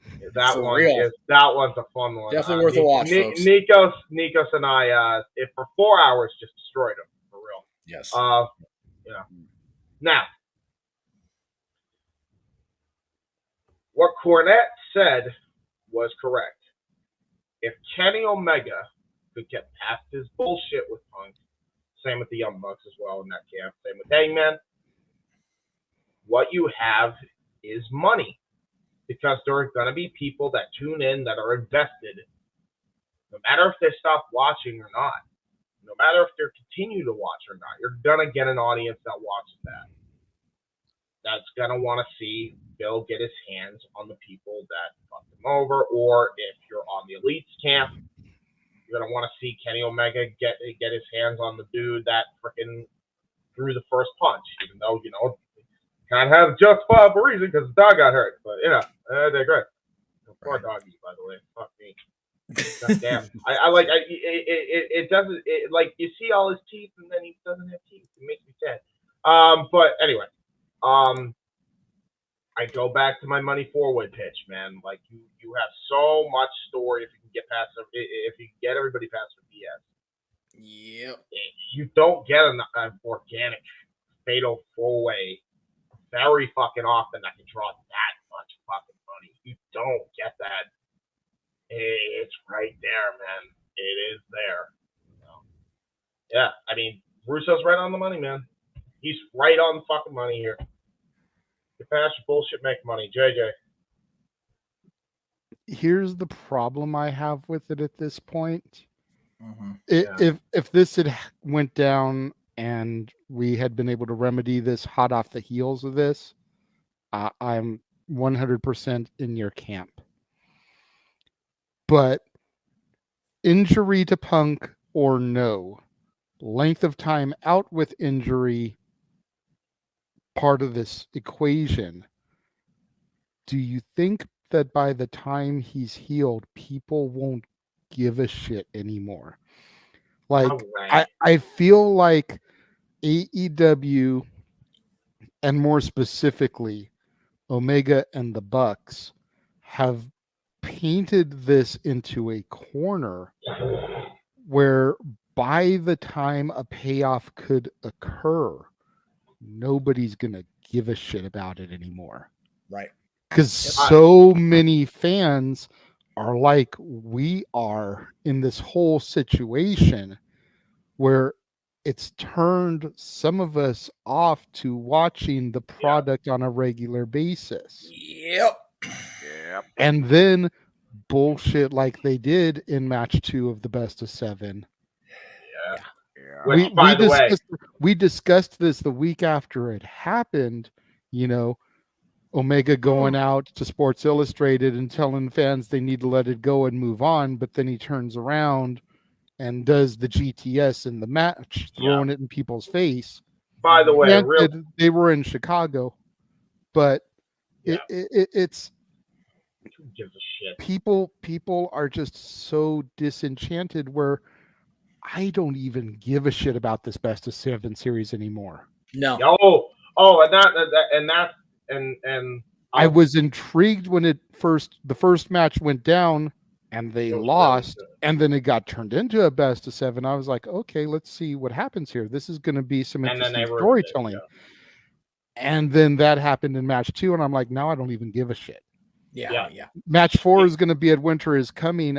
I could give a fuck less about that match. Yep. Real quick. Noah, I'm doing a watch party for Winter is Coming. Is the best of 7 series match going to be on either one of those shows this week? Yes. Match number 4 will be on this Wednesday on AEW Dynamite. Yeah. Okay, cool. So let me just get this out of the way now. We're going on inter-fucking mission during that entire fucking match. Get the fuck over all of yourselves. Cool? Cool. All right. So just... And you may just want to clip that out for when you do the broadcast, so that when they're doing the hype video for that match, you can just rerun that clip and then throw up a standby. Technical difficulties. Yeah, well, I was about... Yeah, exactly. No, you know what I'm going to do? I'm going to make a custom graphic that says, this quarrel is stupid, don't give a shit. That's what I'm going to have as the graphic. This thing is brought to us by None of Us Give a Fuck. We'll be right back. Exactly. Now, I will say, there are people that just don't give a shit. And yes, but that's because the parties involved have not worked their shit out yet. No. If they work their shit out yet, which will be indicated if Phil returns, right? Right. Then we know shit's in the good graces, and everybody's back to working with each other and being professional. Which, regardless if he's justified in throwing the first punch or not, we know how petty Mr. Phil Brooks can be. So, but Phil could be back with Tony Khan Productions or whatever you want to call it, but be part of Ring of Honor on the Honor Club. Which I'd be okay. And not have to interact with the Elite and Hangman Page on a regular basis as well. Yeah. So just because he's still with the company doesn't mean that everything is in good graces. It just means that he's still under contract to TK. We've heard the buyouts have stalled. No one wants to do the buyout. So how do we handle this? Put Punk in ROH. by the way, is my microphone like going down? Like, no, I can hear you clear. Yeah, you're good. Okay. 'Cause for some reason, my microphone's like all over the place as far as like my volume is. But I mean, I wanted to bring this up because, like Jeff said, Vince Russo is a polarizing individual, one. But I've honestly always kind of liked Russo's takes. You know, he's the flip extreme to Cornette, the way I look at things. Yes. And I've honestly met the dude too at the Frisco Fiasco, and he was a chill enough dude. Very much so. Like, I feel like Russo gets a really bad rep undeservedly a lot of the times. I'm not going to say he's a saint. There's definitely a lot of shit that he's done where I'm like, dude, for real? Bro. Mm-hmm. But then there's a lot of stuff that he gets crapped on for, and I'm like, yeah, but. Yep.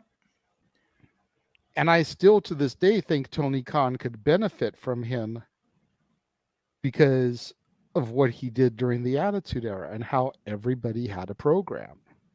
Yep. But I mean, right. Noah, you have been quiet about this topic. I'm gonna go last. I want to hear last. What do you have to interject about Russo's quote? And Jeff, you may want to throw it up there again real quick just so he can see That's it fair. again. That's fair. I mean, even a blind squirrel can find its nuts. Russo come up with a smart take like the rest of the industry. I mean, good on him. It comes down again to I'm so sick and tired of hearing about this fucking dead horse. I do not give a damn about this dead horse. You don't need the Elite or CM Punk to move forward AEW if the people are going to act like petulant children. So fuck all of them. That being said, I mean, I'm over this shit, man. Not bro, man. But again, Russo, good for him on having a smart take. He's got more of a brain than Glenn Gilberti. So I'll consider him more relevant, to say the least. But I'm over this shit. As far as I'm concerned, I'll watch AEW to look forward towards any of these four men, whether it's now or to come. I look at the rest of the AEW ecosystem that's actually trying to do some actual things for not only this good company, for the but company, yeah. industry. So And at the end of the day, if you're going to act like children, go sit in the corner and never be seen again. Fade away and classify yourself as obsolete. And I'm going to make this pledge to everyone here tonight. No, we're not talking about a Jerry Lewis telethon muscular dystrophy pledge, but I'm going to make this pledge here to everyone tonight that once we reach 2023, unless CM Punk comes back, I am not going to bring this topic up anymore. Ever again. It was a 2022 topic.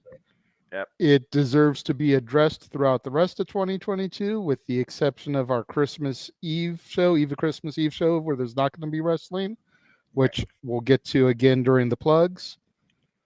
But next week and the New Year's Eve show, it's still fair game. New Year's Eve, it'll definitely probably get brought up because we're going to have to talk about the hot topics of the year. And unfortunately, that was one of the hot topics of the year. All right. But I make this pledge to everyone that unless CM Punk comes back, then this is not going to be discussed anymore on Open Mic Night, at least. It may be covered on Talk Wrestling if need be. I can't control what happens on the No DQ review. You won't hear it from my podcast. But it won't be on Open Mic Night. Yeah. I'm gonna finish this out, and we gotta move on because we're running behind, unfortunately. Yeah. I thought we were actually doing pretty good, but go ahead. Really? Short and sweet, to the point. Vince Russo is right. Yeah. Yeah. Retweet my tweet as well. Hell, I'll quote tweet and sign off on what Russo said. To be honest. You ain't gonna hear that from me all that often, boys and girls. So, ladies and gentlemen, that just means that this year, Jeff Meacham acknowledged that Jeff Jarrett is a 4 horseman, and he has said that Vince Russo is right about something. The end is here. The end is nigh, kids. There you go. There's 2 of the 4 horsemen of the apocalypse. Where's the other 2? Right. That's Don't it. Fix it, JJ. That's it. Moving right along. All right. So, SmackDown or the basketball picture? What do you want next, brother? Let's go ahead and go to the SmackDown one, because the basketball picture, I feel like that helps lighten the mood back up towards the end. Okay. SmackDown kind of has been what it's been, brother, but we'll go ahead and run the report. So, according to Fox's financial records, they're paying $205 million a year for SmackDown a year, and they're only receiving $115 million in commercial revenue in return. Contract is up in 2024. What does this mean for WWE SmackDown on Fox come the end of 2024? Because from a business standpoint, you can't imagine them wanting to re-sign an extension if they're losing money every year. Yeah, that's just common sense, actually, in the business world. No matter how you look there's at it. There's a few things on that as well. You know, yes, commercial revenue is way lower than it needs to be. Ratings aren't what they were hoping. The first year they were. I was there for the premiere on Fox. Dropped off. And why do we feel that the drop has occurred? That I think is the better topic point here. Go ahead, Jeff. Finish your statement, and then I think once everyone gives their comment, we can go back around the horn. Why do we feel that the ratings have dropped? Yeah, it's one of those, the initial offering was a super show. I mean, it was at Staples Center. Everybody and their mother was there. The Rock appeared on that show. I'm pretty sure even Hogan and Flair were at that show, if I remember right. And of course, the legendary trio of Aaron Riff, Jeff Meacham, and David Arquette were there. So you got to just tune in for that shit, right? I mean, yeah. There's picture evidence of that shit outside the building. Damn it, we drew a crowd. Arquette is awesome. Arquette, hey, I love Arquette. You know that. Come on, I love David. I felt bad for David that he was over there just chilling. He approached me, and then because he was recognized, he drew a crowd. I feel like an asshole for it. To this day, I feel bad for that. I don't know where the lack of money is coming from. The range drop off we'll definitely talk about as we come back around, but that is a substantially lower number. I mean, when you look at that, if they're paying a little over $200 million, well, that's the wrong graphic. Botch. Here we go. If they're paying a little over $200 million, because figure when they signed the deal, it was just over I think it was a $2 billion deal, right, over the course of 5 years. So they actually paid a little bit more for it, but I don't know how it all breaks down. Figure that's roughly $400 million a year, roughly. But that's not just okay. We're giving you $1 billion. We're taking your show for $2 billion. We're taking your show for 5 years. There's a lot that goes into that, but on the commercial revenue side alone, if the number's that drastically lower, then I don't care how many freaking stock quotes, virtue tweets. I don't give a shit how many times we see things are holding steady or even rising in the reign of the Roman Empire. When you're costing a major corporate television network that kind of revenue, you're going to catch the shit for it. It's one of these things where, and Fox, they don't care what the excuse is.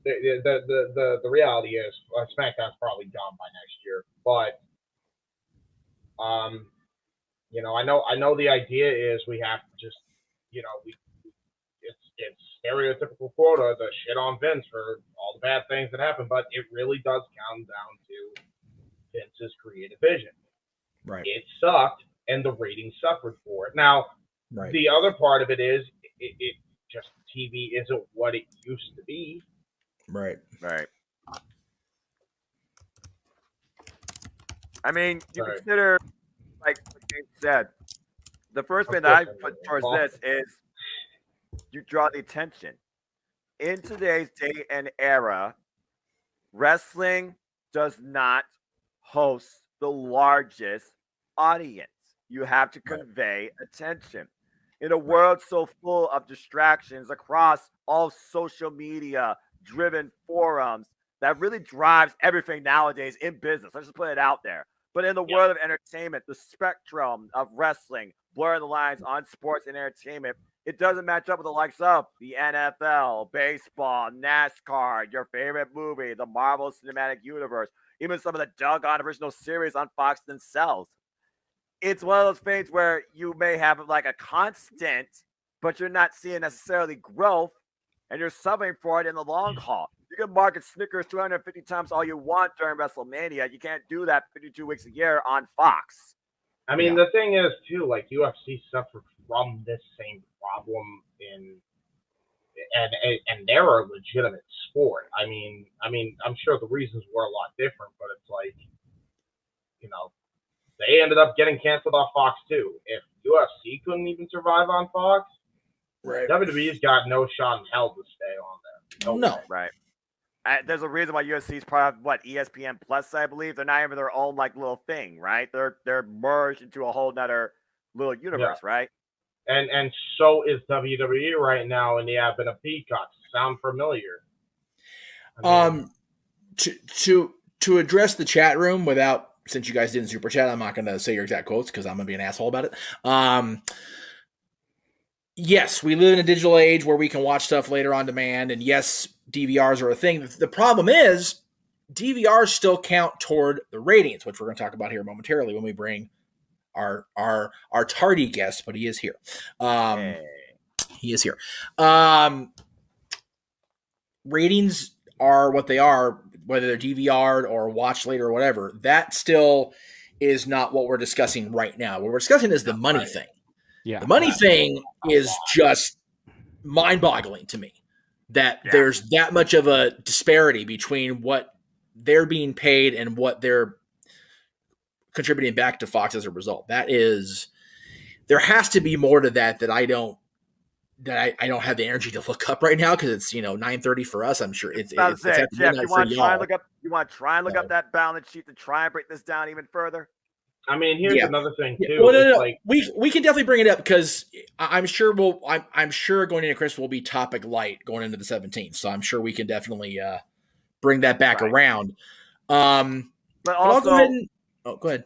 To add another thing to this, you talk about maybe gone by 2024.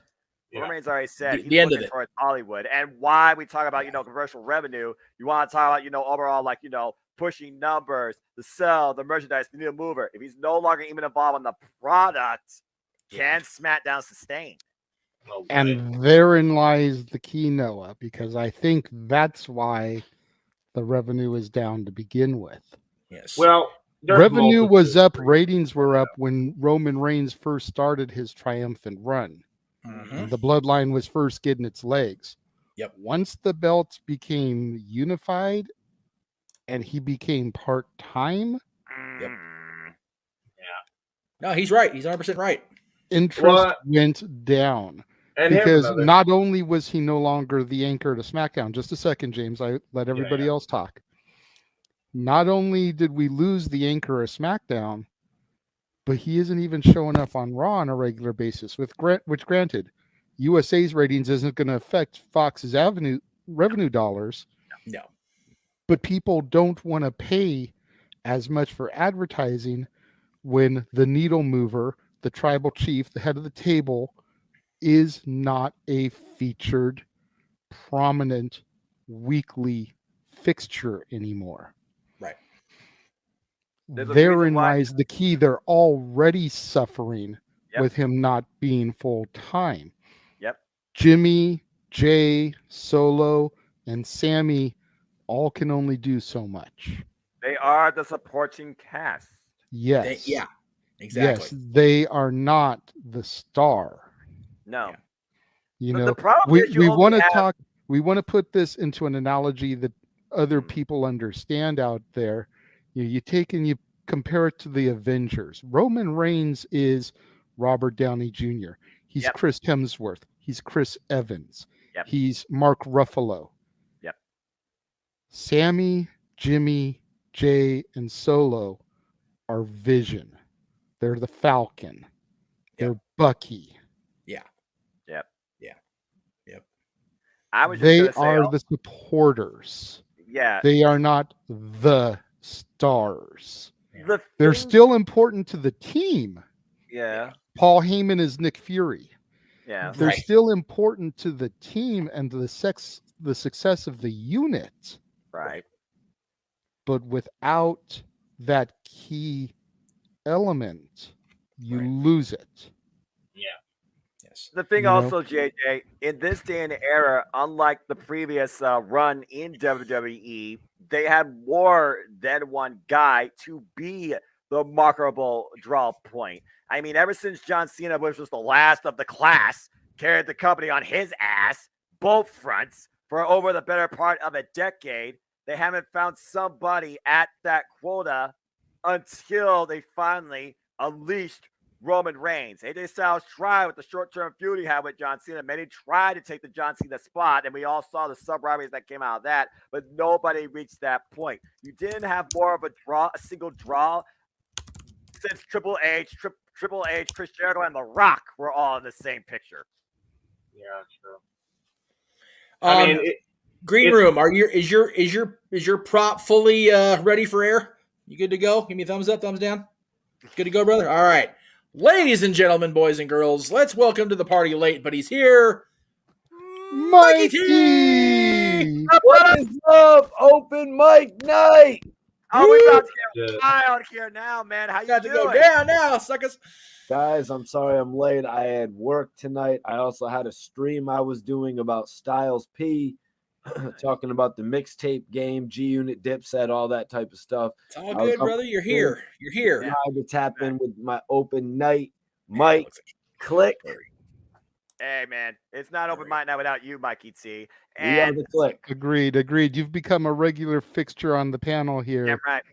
I'm tuning in on New Year's Eve. Wherever the hell I am, whatever bottle I'm popping, I will be with my I got my 6-pack of Appreciate ice that. and my sparkling grape juice and my wine glass is ready to go. Trust me, I'm in it for the long haul. Let me just state here before we get back to topic. Styles P, I never gave two shits about. I was always a Jada Kiss and a Sheik Luch dude. Fuck Styles How are P. you a Sheik Luch and a Jadakiss guy, but you don't care about Styles? I never cared about Styles boy. P, dude. Jada Kiss was where it was at for real. Well, speaking of women, you want to talk about, being the marketable drawing point. It also probably doesn't help that you don't also have the weekly fixture of sports on there and Ronda Rousey. Ronda Rousey apparently isn't drawing the money either because she's not consistently on television. Yeah. Well, But she's there more than Roman is. I will give her that. Yes, that's very fair. Even as backstage. So I mean, the absence of Roman Reigns is and not to put this burden on her shoulders, but the failure of the Liv Morgan experiment. Yeah. I feel both those things really hurt the blue brand over the course of the year. And then you figure the Intercontinental title up until Walter was not really prominently featured either. It wasn't on a friggin' premium live event till that daggum Clash at the Castle. Yeah. Yeah. So And you could argue that it was only there because of the moment for Imperium to be reunited. Pretty much. Which me and Jeff have said when we were watching SmackDown last night, chatting with each other, we want those Imperium shirts, God damn it. But Well, that's a whole other topic. JJ, you're a NXT guy, a new NXT guy. Sorry, Yes, sir. It was an amazing show tonight. I hope you got to check it out. The the third guy who was reunited with Imperium, his gimmick really wasn't going anywhere on the new NXT. Or what do you think about that? I think it was just a matter of they wanted to do the name change because that was a Vince thing. The name change came on was still the Vince regime, but they wanted to do the name change. Then they got the audience used to him being back under the name. And then as soon as Triple H got control, he was like, nope, this is bullshit. We need to reunite the clan. And here they are. What better way to do it than a Clash of the Castle? Damian Eitner in his true form, such an incredible hybrid cruiserweight athlete. You know, like I told Noah, Imperium was they were fizzling out as I was starting to watch. But when that reunion happened at Clash of the Castle, I popped hard for it. James popped harder more than anybody, and I grew up with Imperium in NXT UK. Yeah, bro. Like Imperium, Imperium was such a #1 stable for me of all time. I remember we watched Worlds Collide. Versus the Undisputed Era. I know exactly what you're talking about. And that match ruled. Like Walter came down, Walter came back from a 3 against 4 deficit because Marcel got eliminated. By the way, I hope he gets brought back soon just because I feel like he kind of got shafted because of his injury. That was Alexander Wolf, by the way, James. I'm sorry, Alexander Wolf. Yeah, Alexander Wolf. I was going to say, isn't Marcel Ludwig Kaiser? Yes. Still a dumb name change, but I digress. Yeah, I'm just going to call them by their actual names that are cool and not the fucking ones that they decided to change it to because it all sounds like a hodgepodge of garbage. Anyway. Back to Vorik's New World Symphony, for Pete's sake. Right. God. But back to the topic. Mikey T, what are your thoughts on this? You know, now that you're the new face to the panel, if you will, joining us late, what we're discussing, I don't know if you saw it before you jumped on, but Fox is paying WWE $205 million a year, and they're only recuperating 115 in advertising revenue each year. 95 deal is up in 2024. So do we think that Fox is looking to either renegotiate for a smaller amount because the revenue being lost, or do we think they're ready to cut ties with WWE completely? All right. And the reason that we're thinking that a lot of this is happening, it comes down to Roman Reigns. That's a $90 million deficit in case you're trying to do the math, Mikey T. I see you with your Zoa there. Dwayne would be proud. But yeah, I think a lot of it comes down to Roman Reigns because he was what was driving ratings for SmackDown, bringing them up so hard. But ever since he unified the titles, he's gone part-time. He hasn't been a feature. So people, why are people going to pay top dollar advertising when the tribal chief, the needle mover, the head of the table, is not a weekly fixture? Yeah. Yeah, ever since they did that, it was kind of weird, like how they actually had a champion that could be there 52 weeks a year. They kind of put it in the Roman Reigns schedule. It was kind of like they were shooting themselves in the foot. You know what I mean? To do that, it makes no sense. And now looking at these advertising amounts that they're making in return, you know, thinking to what USA Network pays, I know they pay a little bit less than Fox. I mean, we got to take into consideration that SmackDown is really just newly exciting. SmackDown used to be, as I said, I believe on last week's show or the week before that, we all, and a lot of y'all agreed with me, SmackDown kind of used to be a rerun show. You know exactly. I mean? It was Raw 2.0. So it's going to take a little bit of time to generate these numbers, but yeah, that's a pretty big deficit. You know what I mean? But in all honesty, they're still going up. I imagine USA Network gets us what they get for WWE, and Fox is. I think they might end up back on USA. That's going to be the worst case scenario. You know, getting paid like $700 million every 5 years. I think they get paid $750 million over there compared to the $1 billion plus over at Fox. Has SmackDown ever been on USA Network? Because SmackDown's been also the show that's been hot potato across channels as far as I can remember. It was on the CW. It was on Sci-Fi. It was on UPN. when it first started, and now it's on. It's like you try and find a permanent home for what's supposed to be a different show under the same company, and it looked like at the very beginning when they had different sets, even Fox seemed to be the place for SmackDown to be. And now we're questioning it, and I almost wonder, do they have another plan for SmackDown at this point? Yeah. They were on USA right before they went to Fox, and it was like they got in. Oh, that's right. They got a supplement of NXT. You know what I mean? Okay, yeah, you're right. I forgot about that. They got NXT. So I would imagine USA Network would acquire them just because of the fact that they could put that television out there. You know what I mean? But I was kind of thinking about this, like with AEW, you know what I mean? They're losing some execs. I don't know if this is the topic later, but I mean, they're losing some execs. And like I was reading or hearing somebody say their numbers are like just as good as the Big Bang Theory.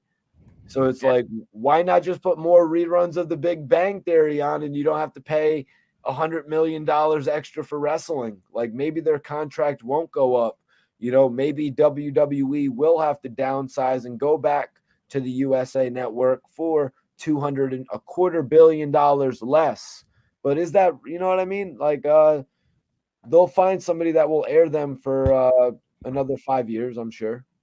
I mean, to be fair, for both SmackDown and AEW, they're both trying to bring new weekly content live every week. Why Big Bang Theory, you can literally binge watch that series on Netflix or pirate it on the internet. It's not necessarily new. It's almost like a lot of TV anymore literally relies on old, pre-recorded, finished content, and then it brings forward these other sub-grade streaming services that use that content to promote their own little business for a fraction of the price versus cable or satellite. It almost kind of hurts the entertainment industry as a whole.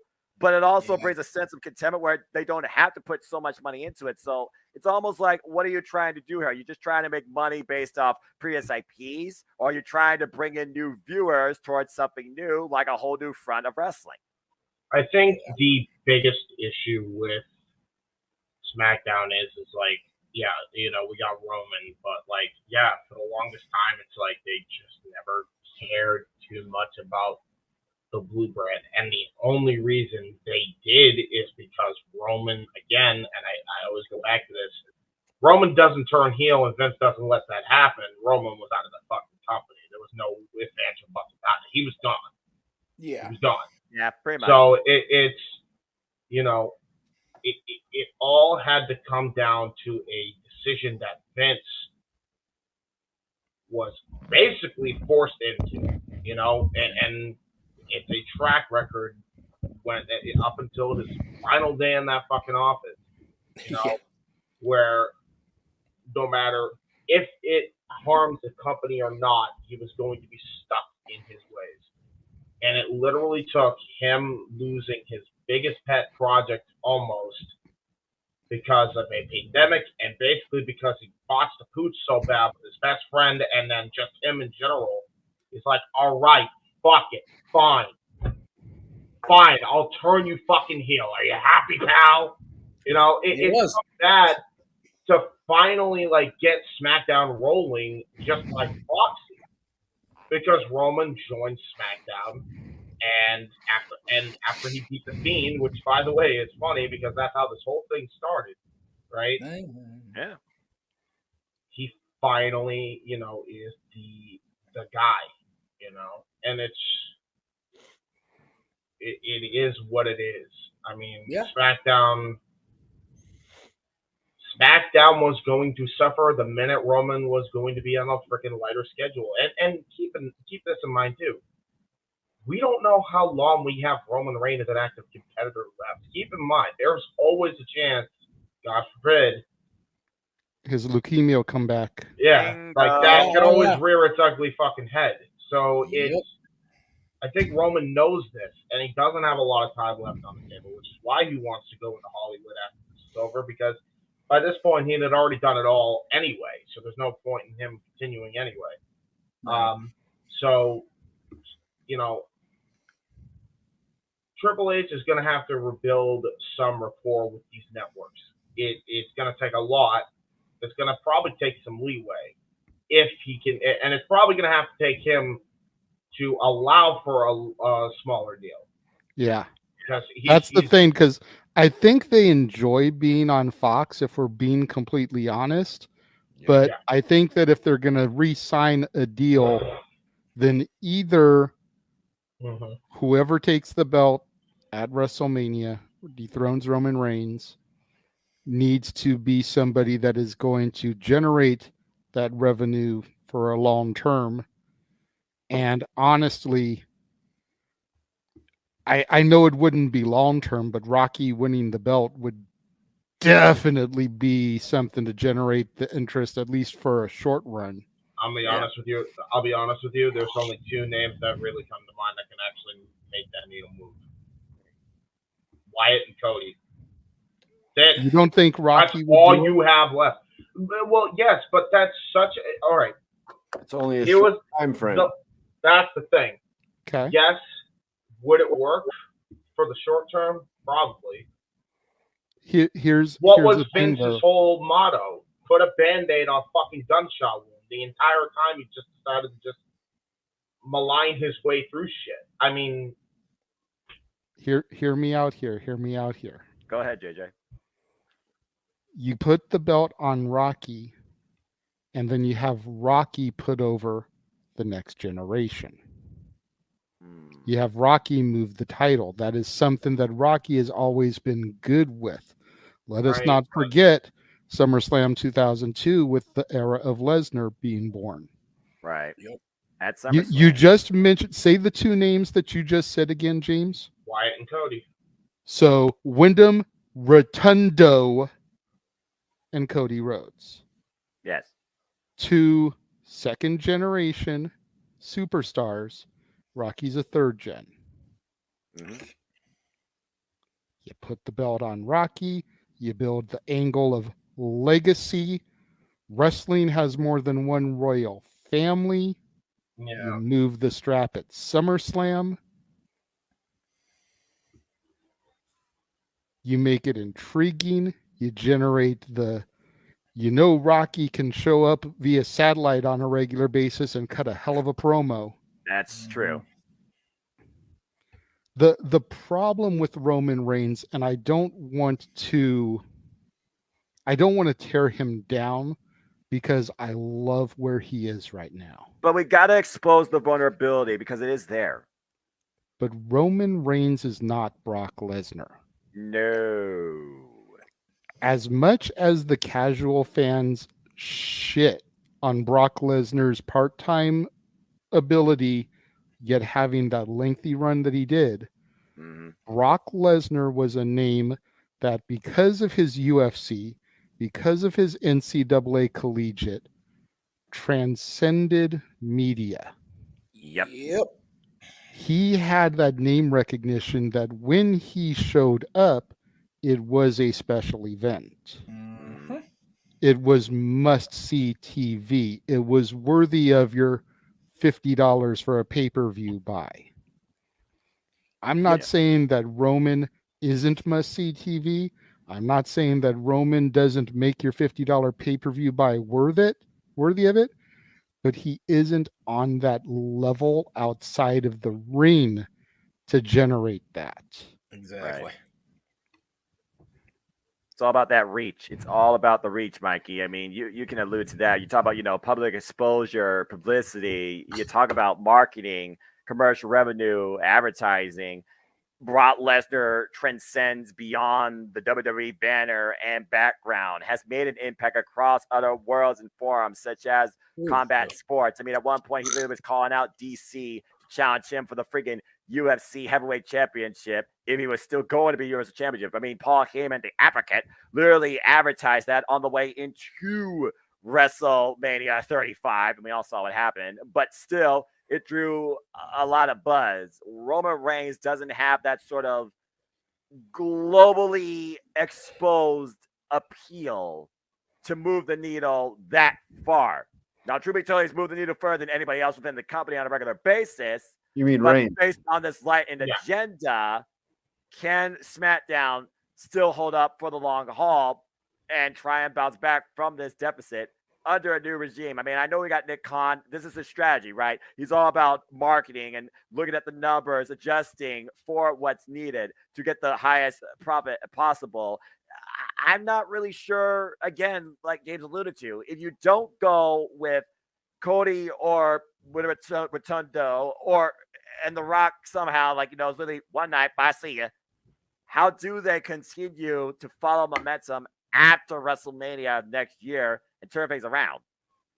Yeah, I think they really just got to admit where they were wrong, just like what they did with Money in the Bank when they took it out of the stadium, because they tried to book Orton versus Reigns at SummerSlam when it should have been inside of that stadium if he was actually healthy and ready to go back in July.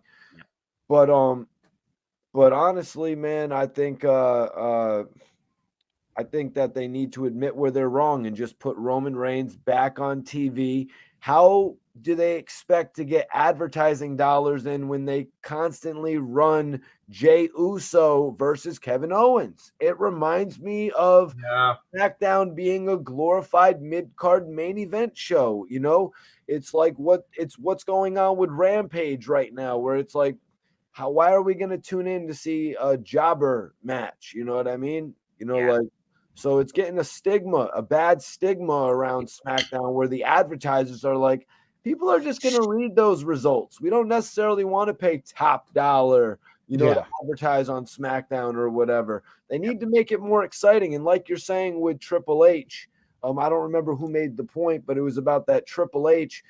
He has to make wrestling more exciting right now. That was James. He has to make it more exciting.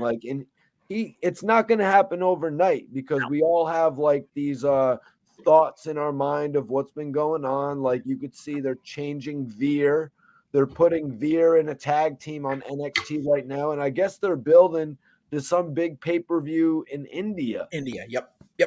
I would have to imagine they're going to face the Creed brothers there, and it's more than likely. Yeah, that is the plan as of now, according to internal. Do I have to believe what you want in the sheets? But yeah. I have to remind you of their last global marketing strategy for India back in 2017. Yes, I know. Jinder Mahal? Yes. No, don't hinder the gender, baby. I will always hinder the gender. I had to endure that fucking live SmackDown Championship celebration. I had to watch and follow this freaking championship, man, before AJ Styles, thank God, save me that Survivor Series year from what could have been a catastrophe against the Priest Incarnate. And thank you, James, I just gave you another clip for the highlight reel. You're welcome. Hey, Noah, think about this. We almost had to watch that shit live, Aaron and I. Jesus. Oh, wait, no, I'm sorry.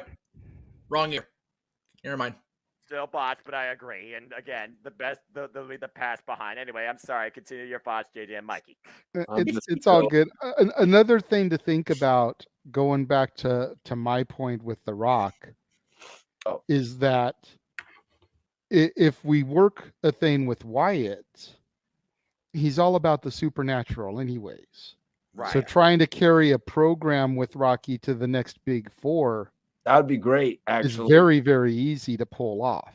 He could like play all the Rock's roles. Like, he could like play them out and like really be freaky about it. He could be in like Jumanji. He could be exactly. He could be in like any of these movies. You know what I mean? He could be in like Gridiron Gang. You know what I'm saying? He could be in Snitch. He could be in Black Adam. He could be, you know what I mean? And right now on the cock, we're going to walk with Elias, but I digress. I mean, the only role that Dwayne Johnson, to my knowledge, across genres hasn't done is horror. Until now. Dun, dun, dun. I don't know. Have you seen Doom? Just throwing that out there. You know, that was horror on a whole other level. Are we talking about Doom the game, or are we talking about like Doom? We're talking about the Doom movie, which is based on the game. Even Dwayne was like, "I'm sorry for that." Yeah, that was his worst that's on fight. some. Mikey T will get this reference as it's his favorite. That's on some old Scream 2 type of shit. What's your favorite scary movie? Showgirls. Yeah. What's your favorite scary movie? Doom. Right. Is that like supposed to be a joke or something, JJ? Yeah. Why would they say Showgirls, man? Because it was horror on a whole other level. Like it was so bad. That's good shit. I was there's a Scream. The only reason to watch Showgirls is if you were a Saved by the Bell fan and you ever wanted to see Jesse Spano naked. Oh, Other than that, there's no reason to watch that movie. That's right. Jesse was showing the Spanos. Good for her. There you go. Pretty sure that's somewhere on the internet. You don't need to watch the movie. I do own it though. But anyways, I mean, I am a movie guy. Fair enough. I You do get have a- every season of Saved by the Bell. So you know. Lucky there's a son of a guy. I do have every Right, season of it's Saved hot. by the Bell, and I believe it's my season 1-2 combo that is signed by Dennis Mr. Belding Haskins. So you know. Yes. I was there when that happened. Moving right along, Jeff. What do we got College years next? guy, JJ. What's that? All right. I'm more of Let's a see. college years guy. I enjoyed the college years too. I don't think that got the credit it deserved. I think it was in a poor time slot and it just didn't work. It was trying to compete with He knows with his shit. 90210. Yeah. That Oh, was you're not the going to beat problem. that. Well, because they were literally went to college the same freaking year. Yeah. Both schools went to college the same year, and it's like Really? Yeah. people would rather watch Funny, I had no 90210 idea. than Saved Well- by the Bell. Well, because think about it. Zach and Kelly went away and got married, and all of a sudden Kelly was in Beverly Hills in a whole other persona the following fall. So there you go. Anyway, No, I never watched that, Jeff. oh my god, yeah, dude, seriously, the weirdness of literally the season ending with Kelly Kapowski at college with Zach getting ready to get married, and that fall Tiffany Thiessen was on 90210. I was like, whoa. In her sophomore year of college, it was like, Sorry to digress. Picture, if you will. freaking Mark Paul's going, where the hell? Mark Paul's going, where the hell was this wardrobe when she was in freaking Bayside? Jesus Christ. Anyway. You know what? I'm just going to throw this out here because Elias is on my TV, part of that best of Christmas thing, sitting there singing with a Santa hat. If they do not have Elias and Ezekiel in the Rumble, they missed the mark. Right? Elias should be number 1, get eliminated, and then come back at like 28, 29, completely clean shaven and be Ezekiel. That's as bad as Mick Foley coming in with all 3 faces when you gonna have somebody. That is one of my favorite Rumbles, Noah. Awesome. What do you mean? That is was one of my ridiculous. favorite Mick awesomes Foley. for that It's Mick very Foley. reason. Oh, it's Mick Foley. Yep. The 98 Rumble. Yeah, the only thing better than that was the commentary team going, hey, wait a minute. Even I knew who that was. I was only 6 damn years old. And Ric Flair should come back as Ric Flair and the Black Scorpion.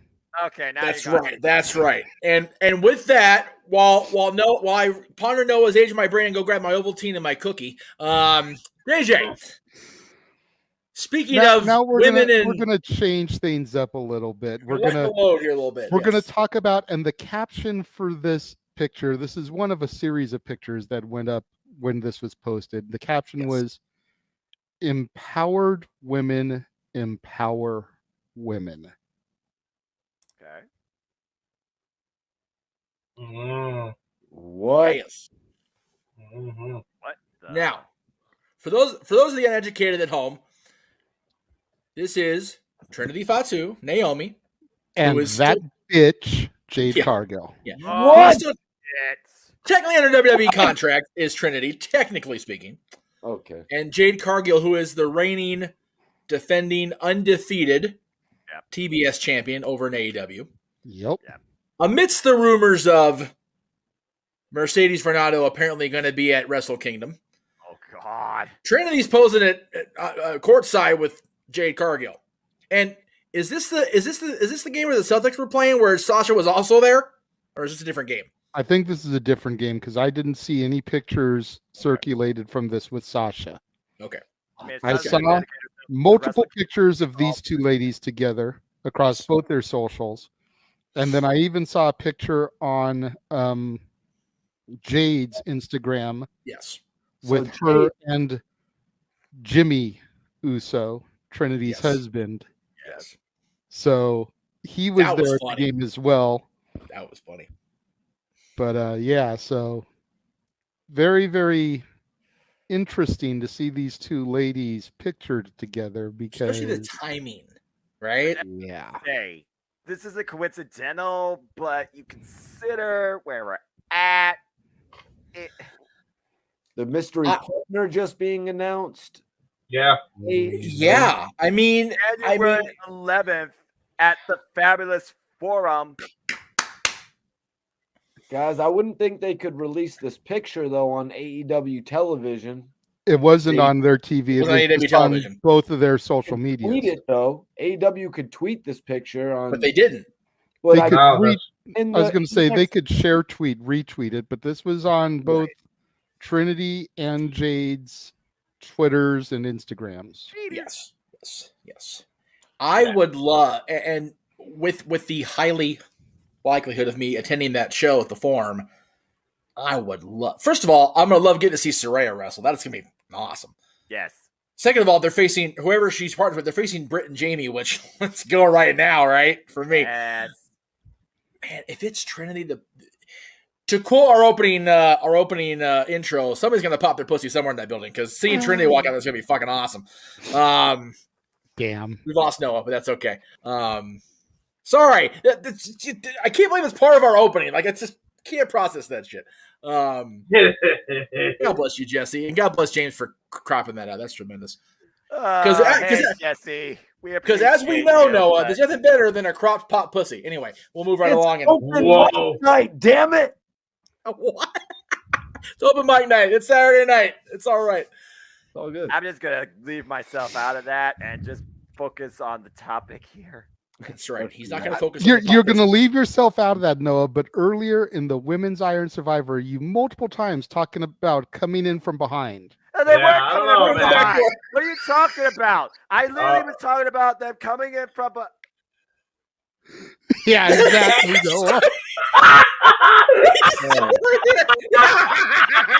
It just happened right now. It just happened right now. He finally got one. He finally got one. I love this fucking show so much. Jesus Christ. I just gave you another highlight. There you go. There you go. Damn it! Damn it! I swear to God, the entire last hour of the countdown is just going to be the Noah realization hour. Bro, I'm gonna put like the freaking crazy music, like as his gears turn, it's like the.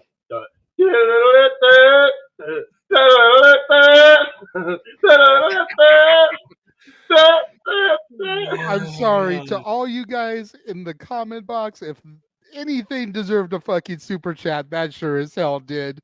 We've got to pay Noah's light bill to get him to come back on camera. Noah! What happened? My mouth, he said. What the hell, Noah? What my mouth? I mean, if they're going to super chat, we can try to go off YouTube for a few minutes. Anyway. I mean, yeah, what the fuck, man? Wow. I love Saturday so much more every week. Oh my God. Okay. Get past it, Noah. But in any event, it just made my day to see. It's awesome, right? These pictures surface online because I feel like Trinity, Naomi got roped into this shit. Yeah. Like, she wanted to support her friend, her partner, and because Mercedes is Mercedes, she's just kind of been drugged through the hog pen pigsty throughout all of this. Yeah. And Jade, we all know my affinity for Jade. Oh, yeah. You know, we discussed during Deadline if Mandy has been like the champion for NXT for this past year. How can you argue that Jade hasn't been for AEW? She is the constant. Yep. Every other champion has lost their belt at some point over the course of AEW TV this year. Mandy Rose and also Jay Cargill have been constant focal points shown on the product in some capacity on a weekly basis. Yeah. Yep. And Jade has been there for AEW. Like, I do wish she had had the belt in the picture. Yeah, you know. But I just, Bobby Lashley is dumping out a Christmas box of Legos onto the mat. I'm sorry. That was a classic moment. This is the best of Christmas, right? Yeah. Tim versus Elias. Oh God, I remember. But- No. You know what though? Just to briefly for just a second, Jay. Go ahead. We as parents know there is nothing more hardcore in a hardcore match than a box of Legos. Hey, I'm just saying, dude, for real. I will give you one more hardcore thing. Jax. Oh, that's even worse. Oh yeah, man. Yeah. Bro, imagine That's like later. stepping on an exposed nail or Bro, thumbtack. we're giving Sammy Callahan ideas. Stop it. Right. Oh, I'm sure he's already done it, James. And Yeah. Thank you, Emmanuel. Emmanuel. Stepping God. on a Lego is one thing. Getting planted on a bunch of Legos is a whole nother world of fuck that hurts. Right. But, That's straight evil. Getting back to the topic at hand, but man, right.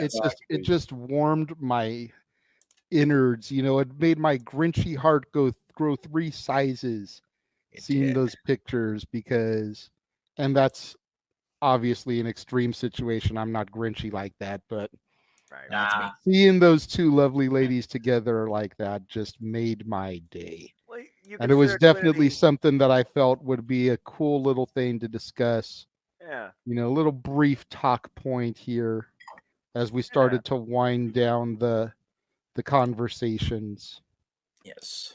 I wonder if Trinity misses at all being back in the ring. You talk about this aspect of mystery partner in AEW side by she side does. with the AEW TBS champion, where a baddie recently got fired. I'm sure they might have open casting calls, but that's beyond the point. But really, it's one of those things where it's like, I do wonder if Trinity, a former SmackDown women's champion as well, misses being back in the ring. Now, truth be told, she knows her husband's always there on SmackDown, always in the ring. That's just a thing. And it's one of those things where I'm like, this probably was a nice uplift for Trinity, but also one of those things where it's like, I miss this. Can you tell? But I wonder also those two together, when you talk about, women empowerment, if they even shared a conversation about wrestling, or was it just more so just a mutual type thing here? Like you said, title was not in play. Neither were dressed to compete. They were at a friggin' basketball game. But it is one of those things when you look at, like you said, how wrestling is a fraternity. Whether you're active, inactive, for ... reasons, there is that internal support that just helps brings up everybody for the better. So I agree. I think that's pretty cool. Yeah. You've got to figure that her at home watching her husband and the shit that the bloodline is doing right now, especially with the whole Sammy Uso thing, right? She wishes she could be in that spot that Sammy's in. Yeah, no doubt. And she's not. She's not even on the sidelines. She's in the locker room. Yeah. They don't talk about her being backstage, but we know. No. She's not even in catering, you know, where they can just call an audible, but right. You know it's got to be eating her up because her husband is having the greatest run of his career right now. There's no argument there. It's not really the time And she for can't her be to part of come it. out, JJ. You know, there's not. I really, disagree. I 100% If there agree was with you, Mike. ever a time, bro, she should have been part of all this. Guys, I mean, she's not really going to be feuding with Ronda Rousey, and Why? Bianca Belair is a little bit Why? tied up, even though I would like that. Her and Bianca Belair would be great, but agree. Bianca Belair is a little bit tied up right now. So there's not really a spot. Look what happened with Emma when she came in. She easily got lost in the shuffle to the point where she's now linking up with Madcap. Well, It's they're 'cause actually no one cared about Emma coming back. number one. That number two, they're actually a couple in real life anyway, so it just know. works. But the fact they're trying to use that real life relationship for a storyline, give me a break. Hey, you know what? I think her versus Ronda would be great. Naomi and Ronda? Yeah. That's actually what they were planning before, wasn't it? Well, yes and no, because they were going to have Ronda squash one of them and Bianca squash the other one, pretty much. Right. Yeah. Which is bullshit. Bianca and Sasha. Which is why they walked. Yeah. I do don't want to say, you guys, Naomi is definitely looking better than Jade Cargill in this picture. He definitely is. I gotta say, here we go. better. Look at Naomi. She looks like $1 million. And Jade, I'm sorry, but you got outdone. And now it looks like Jade is doing a little bit of clout chasing. She's clout chasing for a little bit of fame, you guys. She wants that Naomi rub. She wants that rub from Naomi. Hey, you know what? I'm not wrong, am I, James? Mikey T's going to the penalty box for 90 seconds. That's right. I know. We're going back. We're not going Jade Cargill on this show, brother. Come on now. You know James, this. you're not gonna co-sign me on that one, man. No, man. I'd actually argue that as of right now, Jade's the bigger star than fucking Naomi. She is right now. Yeah, she's the one that's on the forefront right now of AEW. And Santa Claus just won the 24/7 title. Appreciate you stirring shit in the pot, though. It's always welcome. Oh, what? AEW, the company that's doing $800K a week. I'm not talking. Hey, listen. Yes, I agree. I mean, the numbers are abysmal, but that's not all Jade's fault. I'm talking Jade as her own personality got actually more traction than Naomi does. I think Jade would kick Mandy Rose's ass in connection to that conversation from earlier. That would definitely be an interesting match. I do agree about that.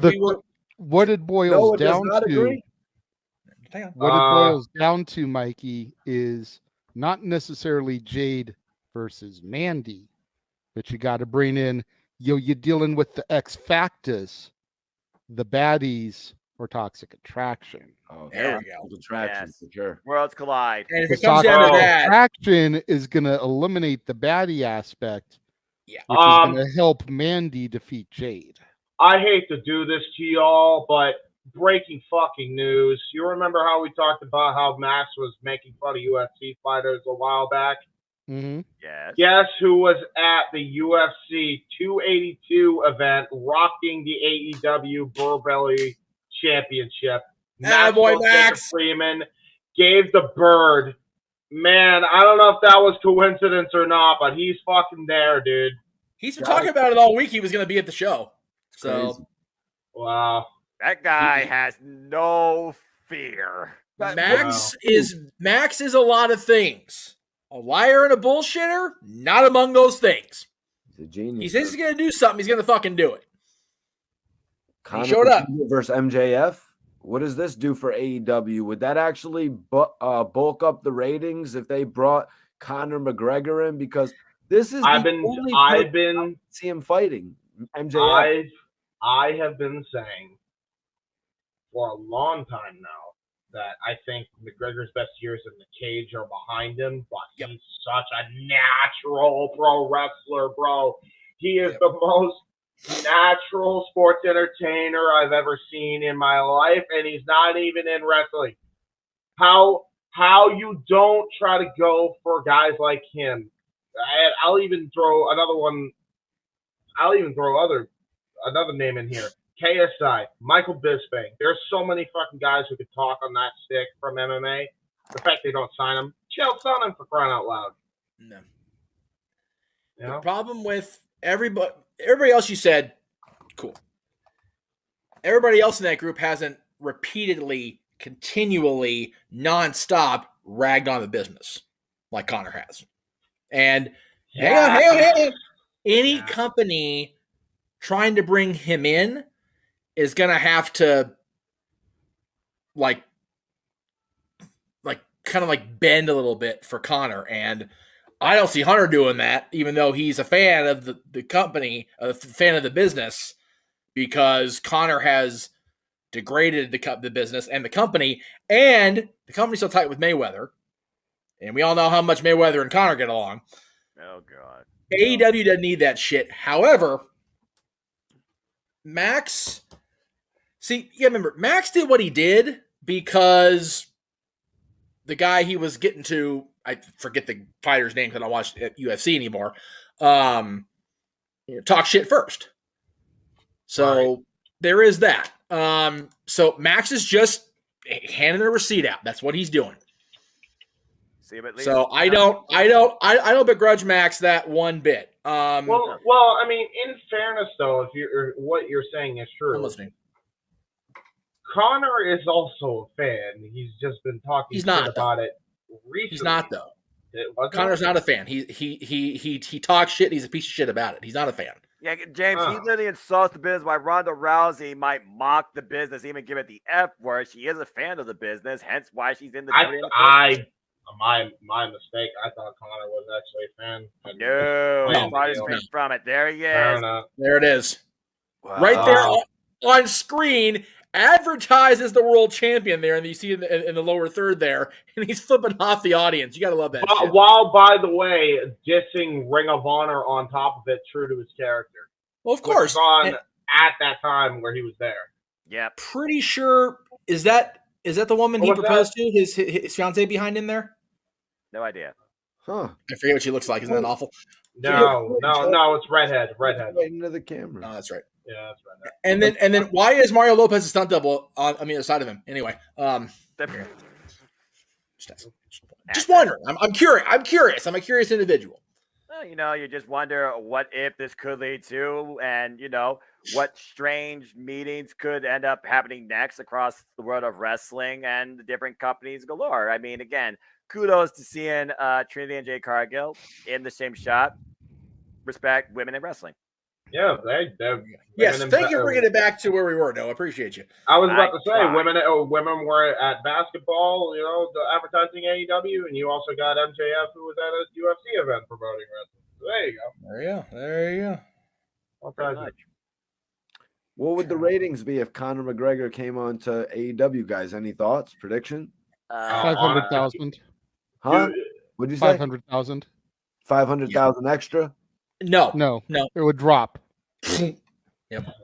Wow. JJ, hang on, but before you laugh it off and say that JJ is just being, whatever. It wouldn't drop. James made a great point. Connor's ability to be a needle mover is past. In my as an MMA fighter has passed, I think. Well, no. I'll even agree that because he's disparaged the business so much, and because his only way to get his point across these days is to try to be, to social media shit talk, to shit post, if you will, which is a common I hate that phrase; it's so stupid, but whatever. I'll use it for the sake of purposes. The biggest way he gets across now is to shit post. I don't see him moving a needle far enough the right direction for either TK or Hunter or Stephanie rather, because she's the business, to consider it long term. Yeah. To put a comparison here to a legit wrestling event that occurred, go back and look at the ratings on Monday Nitro, the night that Mick Foley won the title on Raw the first time. Right.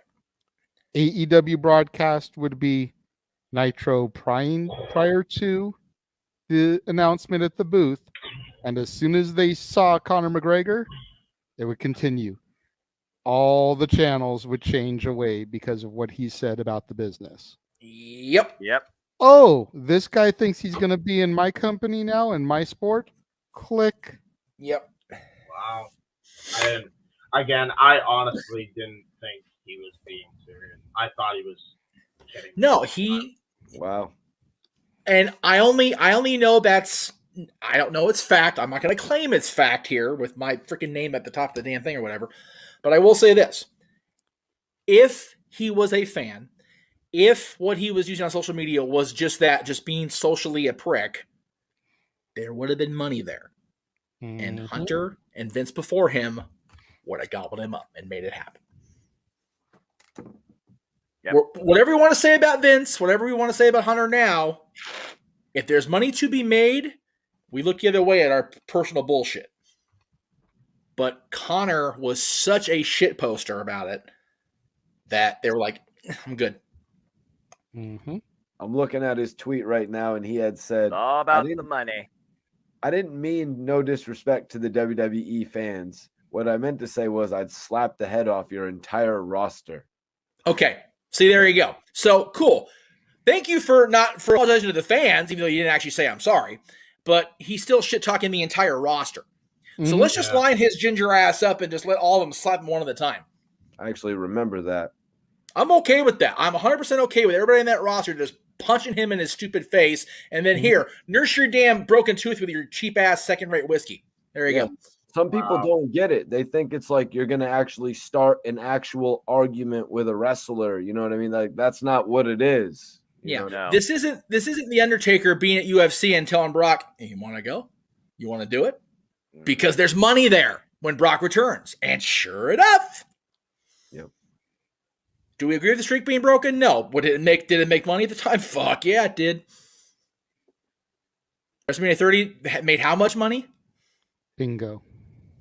All right. That. And it's only gone Trying to keep it lighthearted, JJ. We didn't get there with this topic, but hopefully this last one will bring us back. This is funnier than shit. To be fair, we went derailed, so let's go ahead and get back on route. Yes. Good luck, AEW. Go ahead, throw it up there.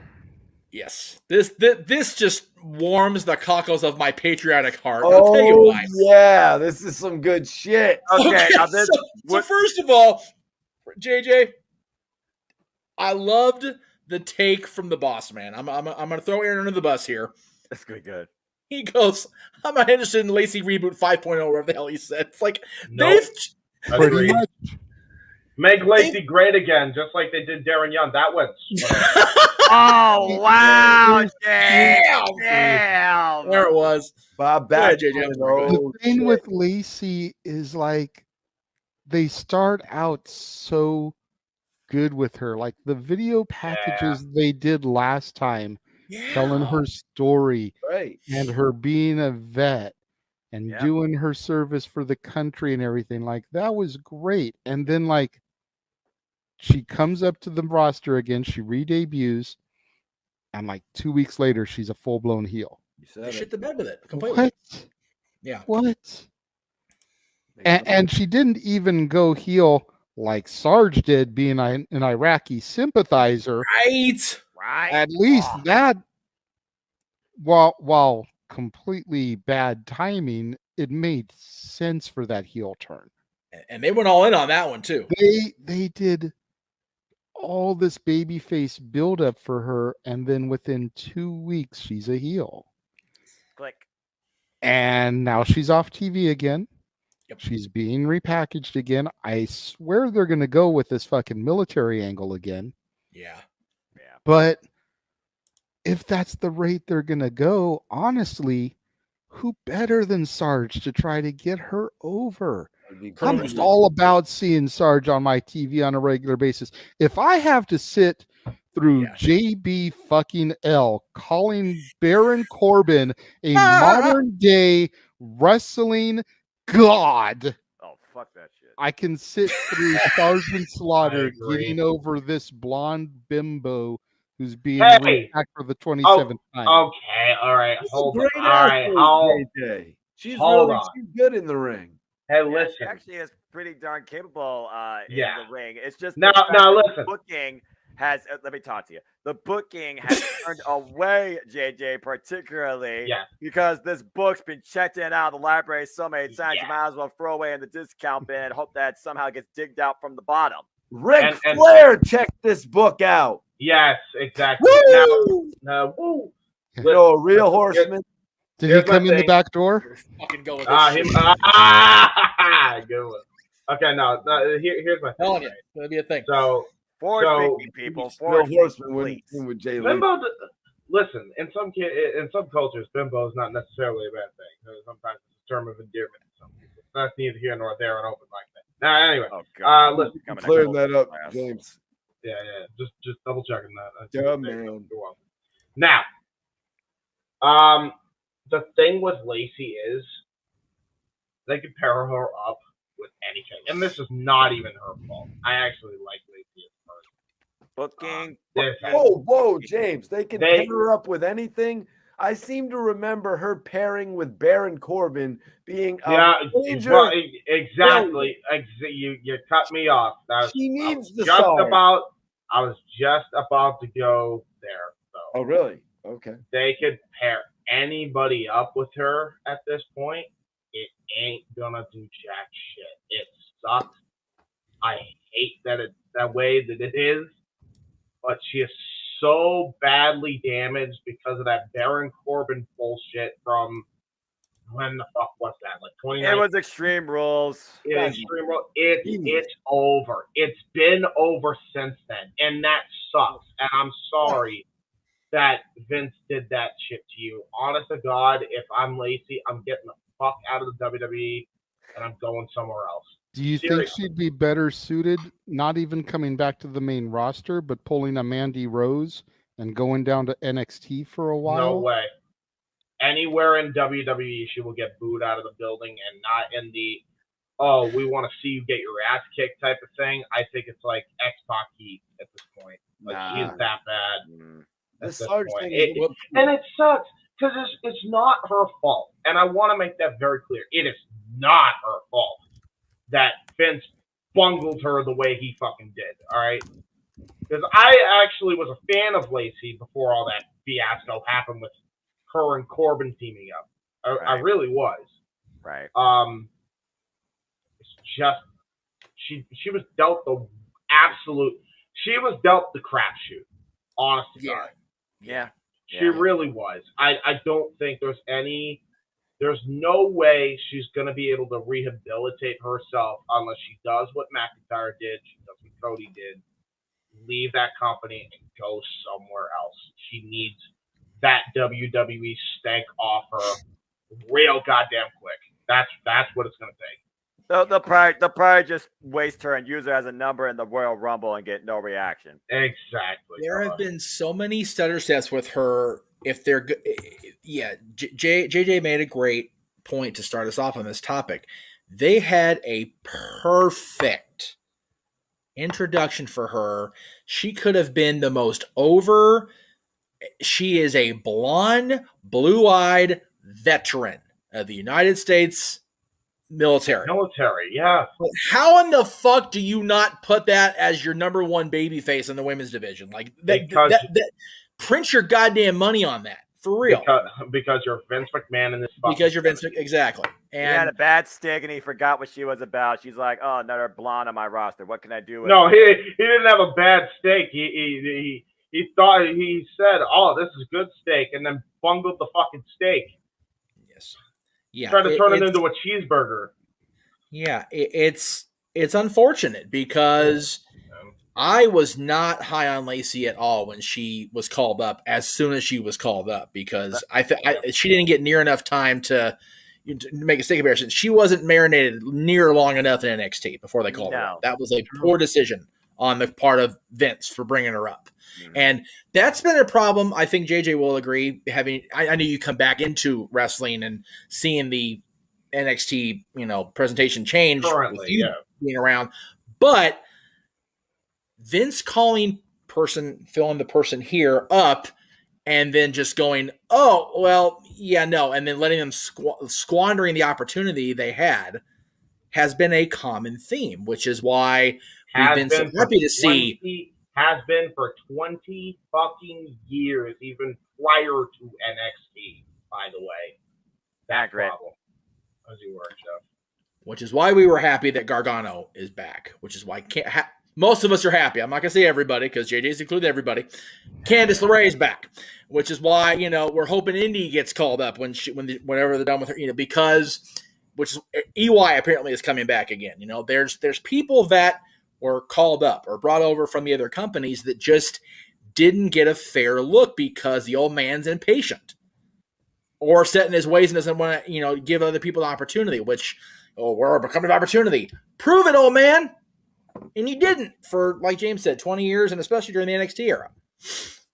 Shane tried to do it in 2016, and that got snuffed out in several months. Well, Shane, And then change Lacey, sabotage it. I feel for me, Lacey is the greatest example of you had. I'm gonna make an artist comparison. You had quality raw material that you could have sculpted into anything you wanted based on the initial look out of that box of clay.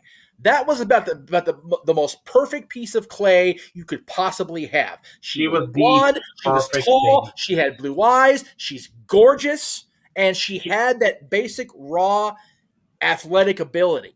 And she had a good backstory. And she had a good, legitimate, real-life backstory. Yes, if I could not be interrupted. Please, James. Sorry. Just fuck me, dude. No, but you're right, though. And he just called her up too goddamn quick. Here's the thing, though, Jeff. We got Tribute to the Troops right around the corner. At this point, Lacey Evans might just become, if she's comfortable with it, community director like Titus O'Neil. Nothing else. I feel like she has to be some sort of presence, or they're going to try and drive this promo package at Tribute to the Troops. Because, again, she legitimately served. Yeah. JJ, I'm gonna throw it back to you because you're the one that brought you one when you put this up in the first place.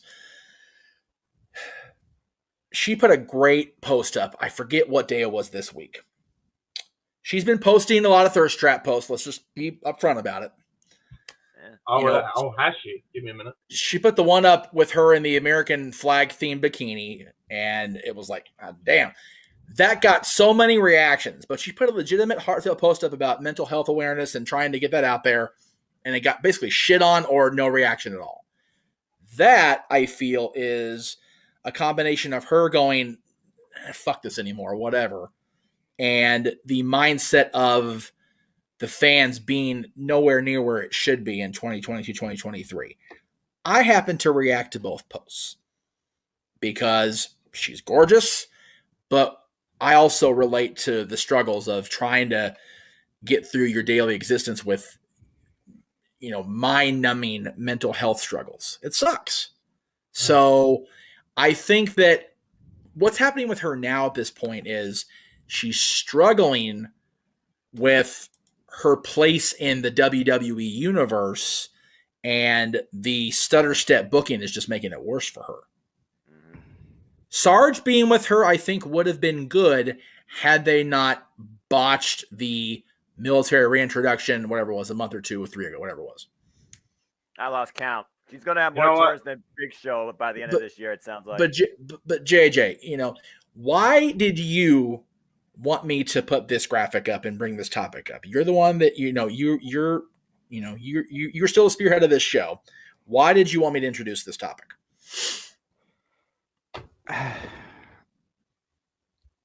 I mean, number one, I wanted to introduce it because I thought it was a good talk point. It's definitely after how botched her last attempt was, but honestly, I feel like there's hope. I don't want to lose all hope with the talent. I respect that. If this doesn't work, then I feel like hope is lost. Yeah. But I feel like Sarge is a respectable enough name that if they really want to try to sell and solidify this angle, he's the best person to put alongside her. Okay. To really try to get her over. The only other person I could think of that could even potentially work would be Angle, but everyone chants you suck at him anyway, whether it's in love or hate. Right. That's fair. And you don't want somebody that's already going through a mental stigma to have to hear you suck chants every night when music hits. Right. Yeah. The problem I foresee in this is that if she goes to SmackDown, she's feuding with Ronda. Yeah. Yeah. That's a no-win If she goes situation. to Raw, she's feuding with Bianca. Mm-hmm. Right. Neither of which I feel is somebody that she can overtake just yet. Yeah. Right. I feel if you really want to sell this gimmick, and I hate to go to fucking 60s, 70s, 80s wrestling booking, Right. You need a foreign adversary. You need an Asuka. You know, you need somebody along those lines. An Io Sky. Raw. That she can go up against. The problem is if you go for Io Sky, you've got the rest of Damage Control to contend with. If you go with Asuka, you've got Alexa and Bianca to contend with, at least for now. Present landscape. You know, by the time she actually makes the new debut, that could be a whole other story, depending on how long they hold off for her. But if you hold off too long, you kill the buzz and the interest. Yeah, true. To counter that, though, Jay, if they put her against Io and they have Damage Control, maybe having a babyface team with her boosts her. But who you put with her? Again, that's where the argument comes in. Like, what because do you you don't really have anybody else that can sell the gimmick. Yeah, there is a suggestion in the chat, and I don't know. Again, the match itself, I love it, but Lacey against Rhea, even with Lacey having Sarge against Balor, Priest, and Dominic, that's a mismatch. Yeah, because Sarge is older than all of us, and the Judgment Day guys aren't. All four of them combined are still younger than Sarge. That's actually probably right, which is sad, but it's probably true. I'll have to do It's the math also later, but- in storytelling context, you have no real background. Yeah, towards telling a way that this actually could work. You talk about a foreign heel. The only person that can try, and this is a long shot, you want to try and use both these women again, remind the WWE Universe who they are. There's only one person on SmackDown. It would be literally a filler feud, probably shorter than Sonya Deville and Liv Morgan. That's Xia Li. Yeah, I mean, and even then, see, and I forget that she's even onto the roster because they don't use her. Exactly. You know what, Hank? I got it. So screw the 1980s booking. For crying out loud, the American way is the melting pot anyway, right? No. I totally get that, James. But at the same time, it's like if you're gonna build this military background, yeah, what better than to have that foreign adversary? I mean, right? They legitimately, and I don't know her wrestling ability, so forgive me, y'all. All right. But if they really wanted to, with the way they're trying to build this military background, they could build her as the female Hogan. Well, the real American. How did Hulkamania kick off? He defeated the Iron Sheik. Yeah.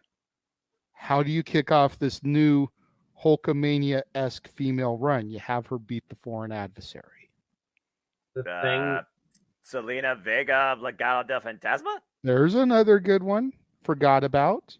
And we know Thea can carry a match. My thing. That'd be a great match right there. Would. But here's my thing, and this is the thing. You're thinking of single feuds that are ultimately, unless it's the two top champions, not a lot of people are going to care about, and this is how it is. Right. The tag team division is in need of some teams, which is already a big problem in and of itself. And I agree with you. So who do you put with her then that can run this same type of gimmick? So it's not the same type of gimmick. However, it's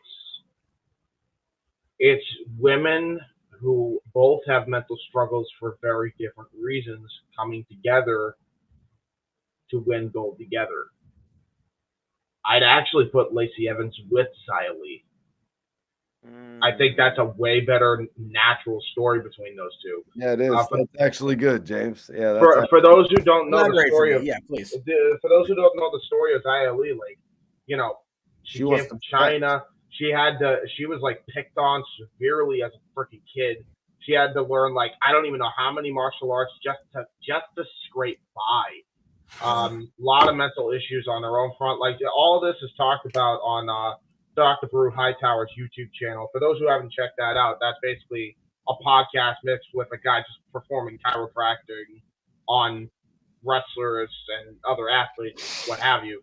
Go check that out if you haven't. It's super interesting, like very different type of talking setting. Like Omega's done stuff on there, and like other wrestlers have as well. I've watched a few of the episodes. I know exactly what you're talking about. I've even seen him go through chiropractic himself.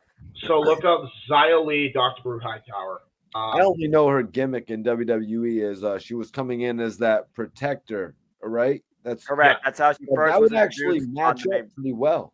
That was So that why was how not? she was first introduced on the main roster. You talk Yeah. about Protector and American Hero, and two people standing up in the name of mental health awareness. There's a lot of Please do good, this. conscious community outreach and booking that could compel the character setting for these And two. a big one, right? Because we're talking about, female Hogan type stuff, right? Yeah. Both women, and this is confirmed by Xia herself, both believe in the American dream. But guys, I want to point out though that this whole thing with Lacey Evans and Sarge, if it doesn't necessarily work out, it could potentially get turned into a comedy gimmick. And I think that would be funny as hell if you just had Sarge and Lacey Evans doing all these funny vignettes. Yeah, boot camp vignettes. I think book it like that from the start. As a have comedy? Sarge take Lacey through the barracks. Yeah, Right. like it's gonna be gold. What are we talking about here, Mikey T? We talking about the crime time training videos and shit? No. Well, I But don't really- Sarge and freaking Lacey, like, it would be awesome. I think, man, it would really get her over. JJ, go back to your early fandom for a minute, JJ, if I may ask you to go there. Going into the Foley Mankind versus Rock match, where you had Backlund and the Sheik and Dominic DeNucci trying to train Mick, and it ended up being comical almost by accident. We've all been kind of saying how bad Lacey's been botched and how do you save her and make her into a true superstar. It's like, let her laugh at herself. but don't you feel that would kill the gimmick? I mean, I just that anyways. I think it's gonna be. I Funny. think I personally think that, and again, my favorite phrase: easy to book, hard to finance. Yep. Maybe I'm just trying to take women's wrestling too seriously. Well- but like I don't want to see. I look at these women on my screen on a regular basis, and just for perspective, they're doing the Deadline replay right now. So I've got the women's scramble going in front of me, Which is phenomenal. But you look at, these people that are trying to get to the main roster, like Zoe Stark and Roxanne Perez and Cora Jade and Indy Hartwell. You look at the women that are on the roster already that are scratching for TV time, like Shayna Baszler, shout out to Big G, like Natalya, who despite almost a 20-year run with WWE, still is on the back burner a lot of the times. Yeah. You think about some of the other names, Xia Li, who got pointed out, and I even forgot was on the fucking roster because they don't use her. Dana Brooke. Right. What the hell are they doing with her ever since she lost the 24/7 title and got thrown in the trash can? Dewdrop, where the fuck has she been? Piper Niven. You've got all these people that are just struggling for the real estate, but then you want this character that by all accounts should be a serious military gimmick, more Full Metal Jacket than Major Payne, and you want to turn it into a joke. So here's what you do. You book Sarge in. This is 91 anymore or 84 anymore where Sarge is going to be taken seriously. He's old. It starts out as haha. And then at one point, Lacey goes, "You're a joke. You're old, whatever." And then don't have her be a babyface necessarily, because she works better as a snarky heel bitch. She's proven that. Yeah. So keep the gimmick intact, but have her drop Sarge like a bad habit at some point. And I say, and hear me out here for a second. When they first brought Sarge back in 1990, it wasn't so much he was sympathizing with the Iraqi cause, because Lord knows that flipped the switch to the wrong direction. Yeah. It was in 1990, America had grown weak. And Sarge came back because he wanted to show that Americans could be strong. And the WWF fan base was weak, and the American fan base was weak. That's why they eventually brought him back. It was just, it evolved into him siding with General Adnan as his commanding officer. We have John Cena in the role of Mikey T today. Cool. Because we can't see him. That's right. Thank you all for the visual aids. We appreciate you at the top row. Appreciate the top row. Very cool. Very cool. You're welcome. There you go. I think it could work if they play it that way. I personally don't see Sarge working at all. Right off the top, when I first thought of it, I went, fucking really? Because how old is Sergeant Slaughter? Like, seriously. He's up But there. Sarge is a respected legend in the business. And you know, I love how many Sarge. times have we popped when Sarge makes that appearance for 4th of July, Memorial Day, Veterans Day? I mean, you know, we nostalgia were still works. at the Thomas and Mack Center when he came out to fight Jack Swagger. Yes, we were. You know, and he got that pop. Granted, it was taped, but it was for the It's still 4th for of 4th of July edition of Raw. You know, Nostalgia does still work for what he it's is. worth. He still garners that reaction. Initially, I don't Yeah, think now, he's in, I don't think he's intended to be a long-term thing, but I think he's intended to be just enough to get this ball rolling. Yeah. But it's a course correction, not a captain the ship. Okay. Fair enough. Let me ask you this then. I honestly feel JBL's doing the same thing with Baron Corbin. I don't see JBL being around for the long term. Oh, God, I but hope not. It's Baron Corbin has been dealt shitty gimmick after shitty gimmick after shitty gimmick. That how do you reestablish and get him over in a new way? You put him with JBL. Okay, so what's your end game with Sarge then? If Lacey's with him,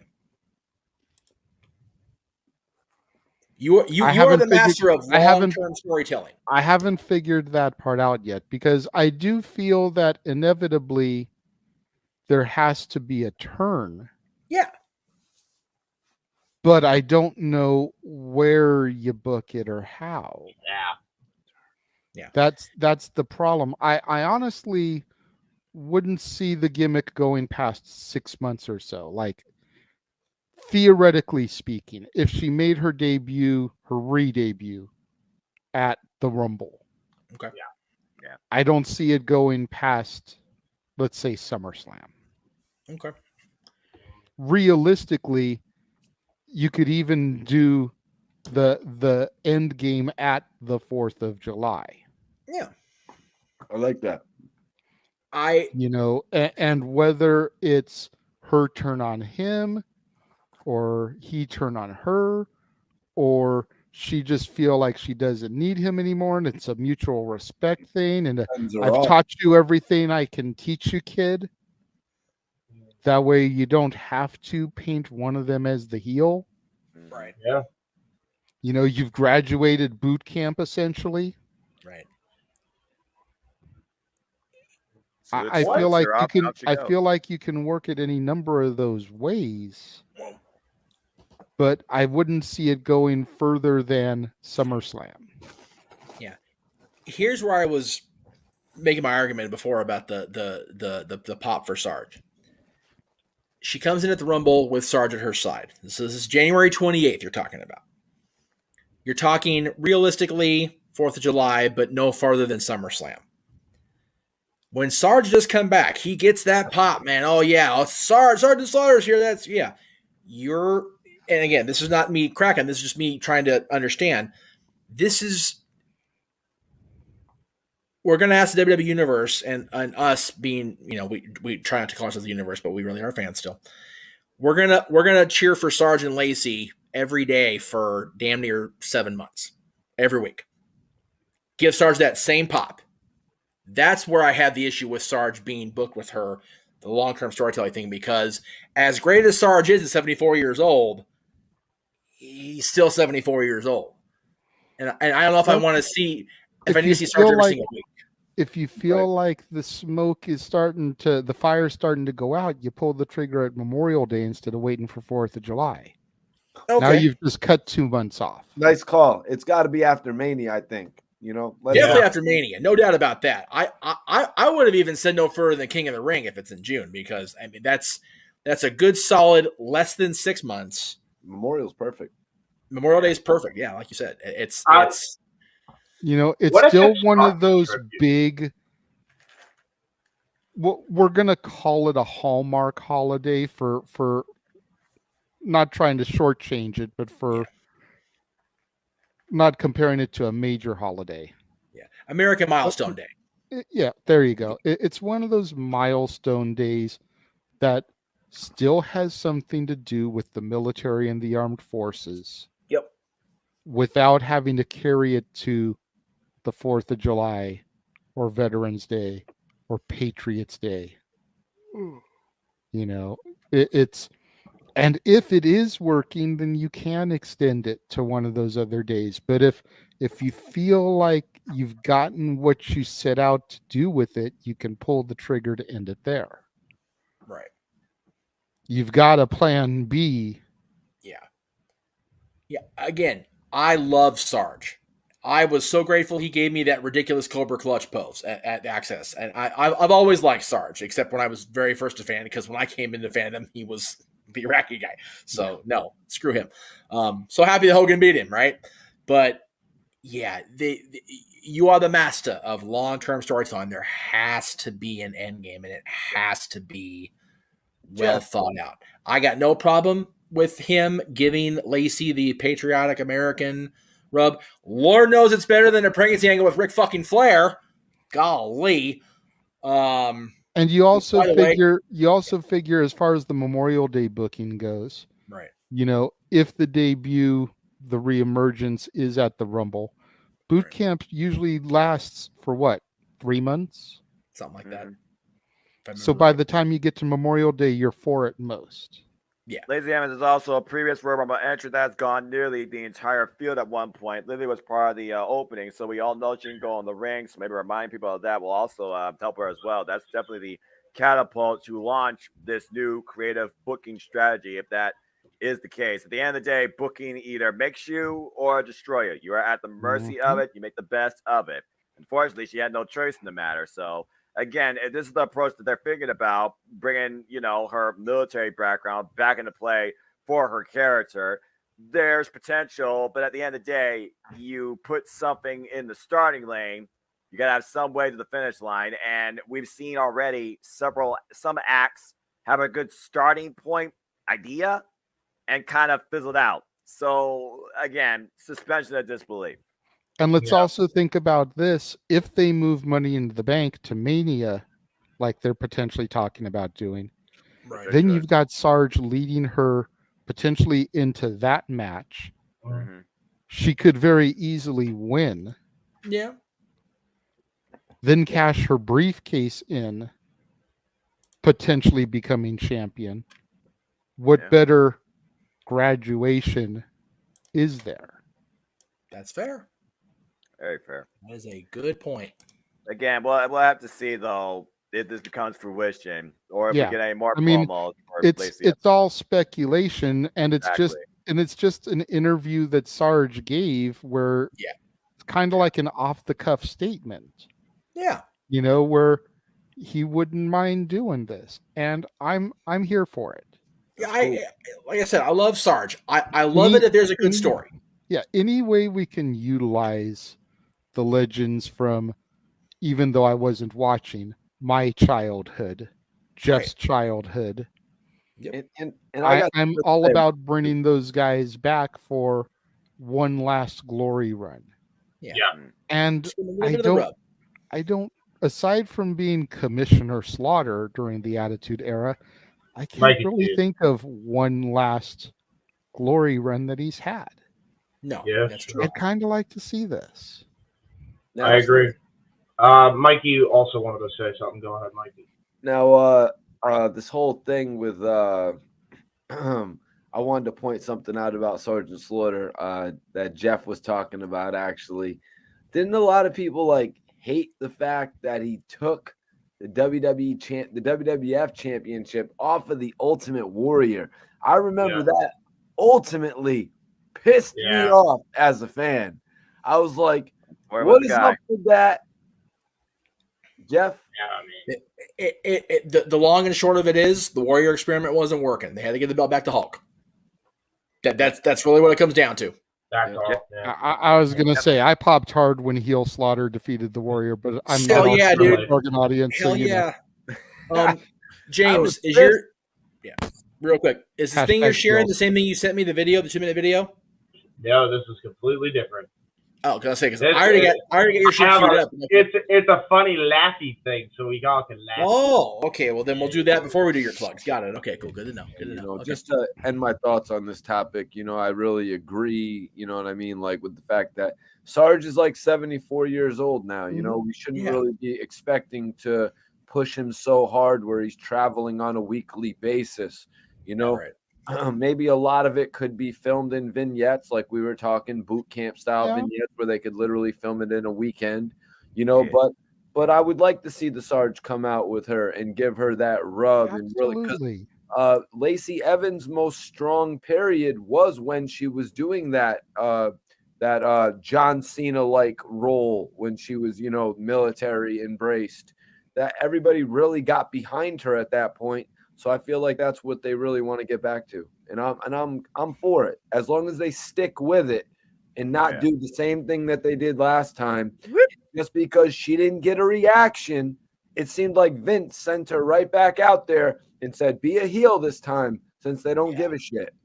Exactly. I definitely don't see Sarge as a long-term thing because you're absolutely right, Mikey T. He's at the age where he doesn't need to do it day in, day out anymore.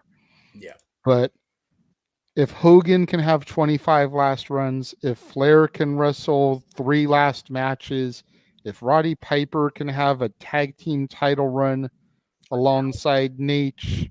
For now, Jeff. I gotta see this. He's had 3. He had the one against Shawn, the one in TNA, and now this one where he Okay, so this next one will be the, So go to the Greg Cherry brand, buy the Jeff Can't Count shirt again. Go ahead and push that one again. Wow. It should have been a tour. It is a legit thing, James. It is a legit thing. In fairness, Jeff has been producing for damn near 12 hours. I mean, cut him some fucking slack, right? He does it to me. I'm allowed to do it back. Yeah. Hey, that's why they're friends. But yeah, so if all these guys can get those final runs, give it to Sarge too. Yeah, it's true. Like I said, I don't disagree with any of the guys from our childhood that are actually still alive, God love them, coming back for a run. But it has to make sense. That's all I'm saying. And this does. And this would make sense. And this does. You're right. So, there you go. All right. Well, we almost hit the 3 hours, Jay. We almost got there, brother. We almost hit it. At least we won't hit 4 with the plugs. We'll see. Okay. So before we get to plugs, James is share screen. So should I just open it and just just share. This will be our laughing moment for open mic night to end it. That's fair. We tried to make it this one, and then we were like, we actually had to do it. All right, here we go. There we go. How it is. So here it is. This is from Maxwell Jacob Freeman on his Twitter. It is his list of people that will never beat him for the Triple B. So let's just talk about the first name on this. The Pebble. Who's the Pebble? Is that The Rock? Ricky Starks. Gotcha. Okay, so he's the Pebble. Makes sense. Yeah, there was a whole thing. There was a whole thing on Dynamite this past week. I know you don't tune in on a weekly, where basically Max called Ricky Starks the Oh, dollar I saw store it. Dwayne. I saw that. Yeah, no, I saw it. So it's like we're gonna just start calling you the Pebble now. And then Ricky Starks had the promo of a lifetime right back. Yeah. Just saying. Yeah, he did. I was telling Jay, how much I love in life, dude. Max and Ricky, let's just have promo wars from now to the end of the fucking year, for real. I can't wait for that. Winter is coming. I'm gonna be doing a live watch party. But anyway, okay, so here we go. The American dipshit dragon, Danielson, Warho, sensitive cowboy. I agree with that one. I think everybody else does too. Jungle Jabroni. Oh boy. Darbs the school shooter. Hi, Darby Allen. Gosh, Darby Allen. Oh, you think that one was bad? Adam, my brain don't work, so I can't cope Cole. Damn. Fucking hell, going for the throat on that one. And Mr. Clean Castagnoli. Oh, NoDQ&AV come a calling. Right? And he said, made my list before my flight out to Vegas. If I missed any of your favorites, cry about it. By the way, Ring of Terror is here. It isn't going anywhere. The more you complain about it, the more I'm going to say it. Oh, you don't like it? Sucks to suck. Reign of Terror, Reign of Terror, Reign of Terror, Reign of Terror, Reign of Terror, Reign of Terror, Reign of Terror. And furthermore, Reign of Terror. His girlfriend then commented on this. By the way, Naomi Rosenblum, who does awesome fucking art of wrestlers, by the way. Go check her out if you haven't already. She's very talented. Shocked your handwriting is legible. And then MJF replies with, why don't you go make me another shitty sandwich? You can make me another shitty painting. Holy Jesus! fuck. Motherfucker's healing his own woman. For those professional wrestling, damn it. I He's guess. such a piece of shit. For those who don't realize, hold on, I'm not even done. Share my screen again. This is the shitty picture in question. This is considered shit. Oh, God. Jeff. MJF. Oh, wait. Okay, sorry. We're back on MJF 24/7 all the time. Wow. That shit rules. MJF, a heel even to his own wife. I guess she knew what she was getting into when she put a ring on it. Dynamite diamond ring. There you go. There's a ring on each hand for now. All right, you mucker feathers. All right. All right. Whew. That was lighthearted. We wanted on the Lacey topic, so thank you for that, James. You're welcome. You're welcome. Here's the thing you need to understand, Jeff. When I bring a topic to open mic night, I generally don't bring a topic to just laugh at it. I know. So in-depth discussion. You assumed my intent was to be lighthearted and make a haha when I legitimately was serious about this. I mean, fair. But it is laughable. Okay. Well, I mean, I will bring topics that aren't as serious, like the all-out fallout. Yes. More just conversation talking points. That's what that was. Yeah. I try not to bring all kinds of topics that are going to stress out, especially this man over here. Yes. James. So I always try, and especially if it's a week that's just shit news, I always try to have some topics like that maybe bring the mood up some, but aren't necessarily just thrown in there to be a ha-ha. There you go.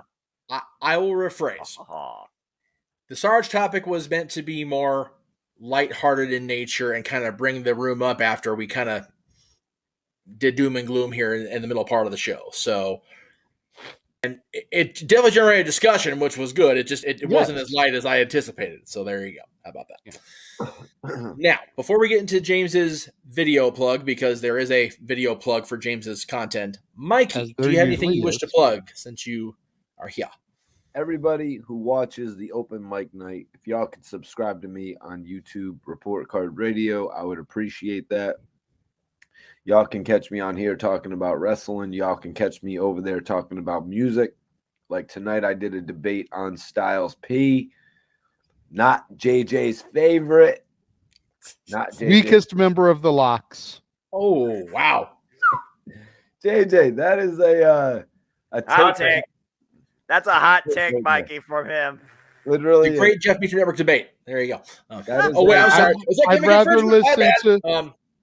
rather listen to a Best of Yoko Ono CD than listen to Styles P. Damn. I've never heard anybody say no bullshit like that before. Yoko Ono. That's the name I have not heard. And he was straight serious when he said it. That's the gimmick of it all. He actually meant what he said just now. This guy Styles P has every like word of that. 8 or 9, 8, Like 7, 8 okay. albums. I feel like I'm being like super hard on Styles. I don't like his solo shit. Okay. The stuff that he does with his Locks brethren, I don't mind as much. But I do say he's the weakest member. I do stand by my statement that he's the weakest member because I could give less than a fuck about his solo shit. The other two I'll listen to, whether they are doing Lock stuff, whether they're doing solo shit, whether they're guest spots on somebody else's stuff. Styles, nah, I'm good. All right then. Yeah, so no, I did. I'd rather listen to Harry Styles than Styles P. So, anyways, I love you, Mikey. I did a debate on my channel tonight. Yes. Who had the best mixtapes? But you can check out shit like that on my channel as well as live interviews. You know what I'm saying?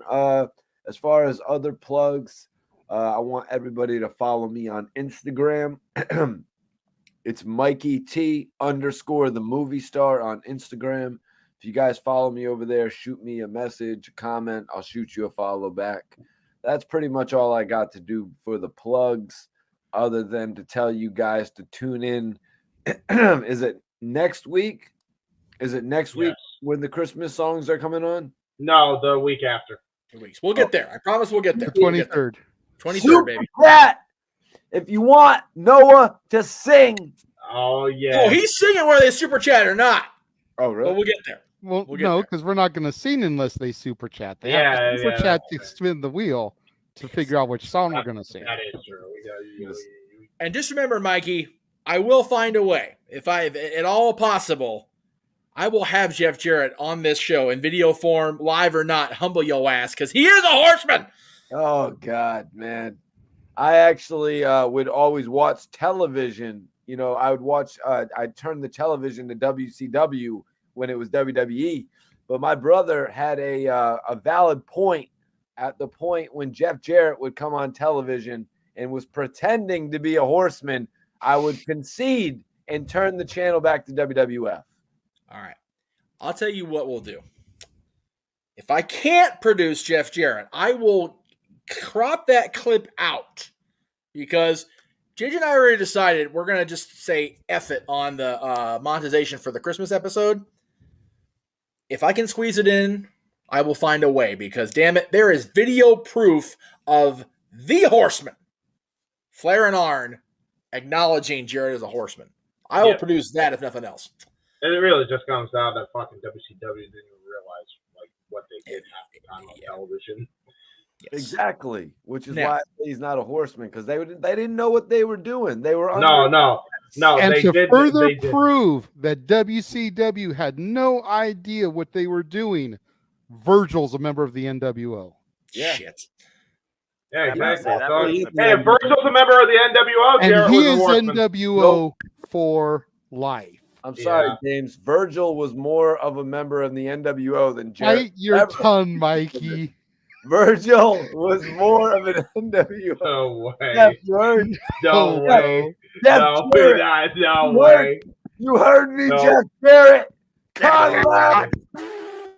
No Virgil was more of a member of the NWO than Jeff Jarrett was ever a horseman. Oh, shit. Yep. For the love of God, somebody clip that. I'm sending that to Conrad fucking Virgil could not carry Disco Inferno's jock strap. No way. as an NWO member. Boom, I fucking said it right there. And you know what? You want to talk about Disco Inferno if he was a member of the NWO, Jarrett was a horseman. There you go. I'm saying. No, Disco wasn't really in the NWO, James. Yes, he was. Yes, he was. We're not gonna have this debate either. No way. It's too fucking late for this. That was a fraud version of the NWO. He was Wolfpack. That's right. Hey, if Jarrett was in the Horsemen, he would have been in War Games. He wasn't. He wasn't in the group at the time War Games happened. Yeah, exactly. Kurt Hennig was. Arn gave him his spot.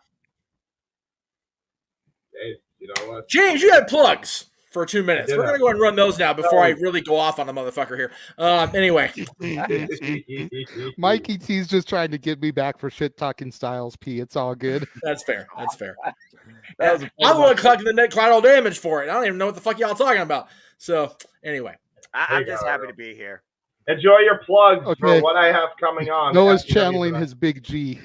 He's happy to be here. And Noah's going to bring us out with positivity, as he always do. So that's right. We'll get there. But in the meantime, coming soon. But it's Ron Promo. It's Ron Promo. Botch. It's Ron Promo. I was just getting all into that. Hello. I got it. It's okay. I got it. Okay, we got it. Okay. Botch. Hello, ladies and gentlemen, and welcome to my promotion video. Make sure you scan the QR codes that are coming on your screen, and make sure you subscribe and turn that post notification bell on. Check out the official Button Mashers playlist, where you will find all the Stable Wars that we have done together. You can also check out our watch party of AEW Grand Slam, Dynamite, and Rampage. Check out Shared Experience, the script by Mistress Audio and J. Hebert Side 95 on her channel right now. Check out our Retro Wrestling Review series of Survivor Series 2003 and 2013. Check out J. Hebert's Side of Things Episode 3. JJ always promotes it all the time. Check out Michael X's Let's Play of Star Wars Jedi Fallen Order. 97 Halloween Havoc Retro and Watch-Along as well. You can check out Noah's Simply Predicting on his official YouTube channel, his simple YouTube channel, if you will. 2 episodes of the Don DeMarco Show now in the can, baby. Go check that out on my channel. AEW Spark and a WWE Aftershock on Owen's channel, as well as another retro of Full Gear 2019. You can also check out our official watch party coming up this December for Winter is Coming. Check out NXT Deadline, Ring of Honor Final Battle, and Open Mic Night on both Jeff and JJ's channel, as well as Noah's channel, where you can also check out A Simple Take, where he covers that week of wrestling. Check out our SMBZ voice-acted project over there on my channel. Check out Live Round's official intro, and check out their podcast every week. Check out the official intro of Weymouth Youth Wrestling and WYW Immortal. And finally, last but not least, Fully Loaded 2000, Watch Along, and Retro. And those are the plugs. I think Excabra's got to run for his money when it comes to the longest reigning plug for upcoming content. All I know is I'm over here cracking up when he's plugging his J. Hebert Side of Things. It's like JJ's always plugging it. Yeah, JJ's plugging it. Right. He's always plugging it all the time. That's a particular episode. I'm sorry that I'm telling people to watch your shit, James. I'll just stop. I appreciate it. Don't stop. I just Fuck. Okay. Oh my God. All right. So before I turn JJ loose on the plugs across the Casa D18 Studios, and hopefully he has all the images loaded in so that he doesn't botch again. Pretty sure I do this time. Pretty sure I do. Let me just say, for the record, let me get that. There we go. That's what I wanted to do. This is all coming up this week on television / YouTube, because NWA didn't have TV for real. This is what we get to look forward to in this coming week on Raw, AEW Dynamite, SmackDown, and NWA Power. And what's funny is I made a graphic of Cardona saying one of my predictions for the year on New Year's Eve was going to be Cardona will be an NWA champion again. He's getting a shot in January. He's going to be champion again, and I'm here for it because that run was cut way too short because of injury. That was fucked up. Oh, I agree. So, all right. Now, we did talk about it briefly during the stream, but we'll go ahead and replug since NXT decided to add another thing to our content list. This is just quarter one. of 2023 that we're going to be covering across this. That's still thick. Yeah, Multiverse of Media. And I know we explained it. I know it makes sense. Yeah, Wrestle Kingdom, Battle of the Belts, New Year's Evil, Hard to Kill, Vendetta, presented by Prestige Wrestling, the Royal Rumble, Vengeance Day, Elimination Chamber, No Surrender, Revolution, possibly with me there live for Revolution, Sacrifice, and, of course, WrestleMania week, NXT Stand Deliver, and WrestleMania both nights. That's just January until April 2nd. And like I said, we may just cover the Hall of Fame as well. Right. So figure that's what, 12? That's 13 live streams. A couple of them on the same day. Yeah.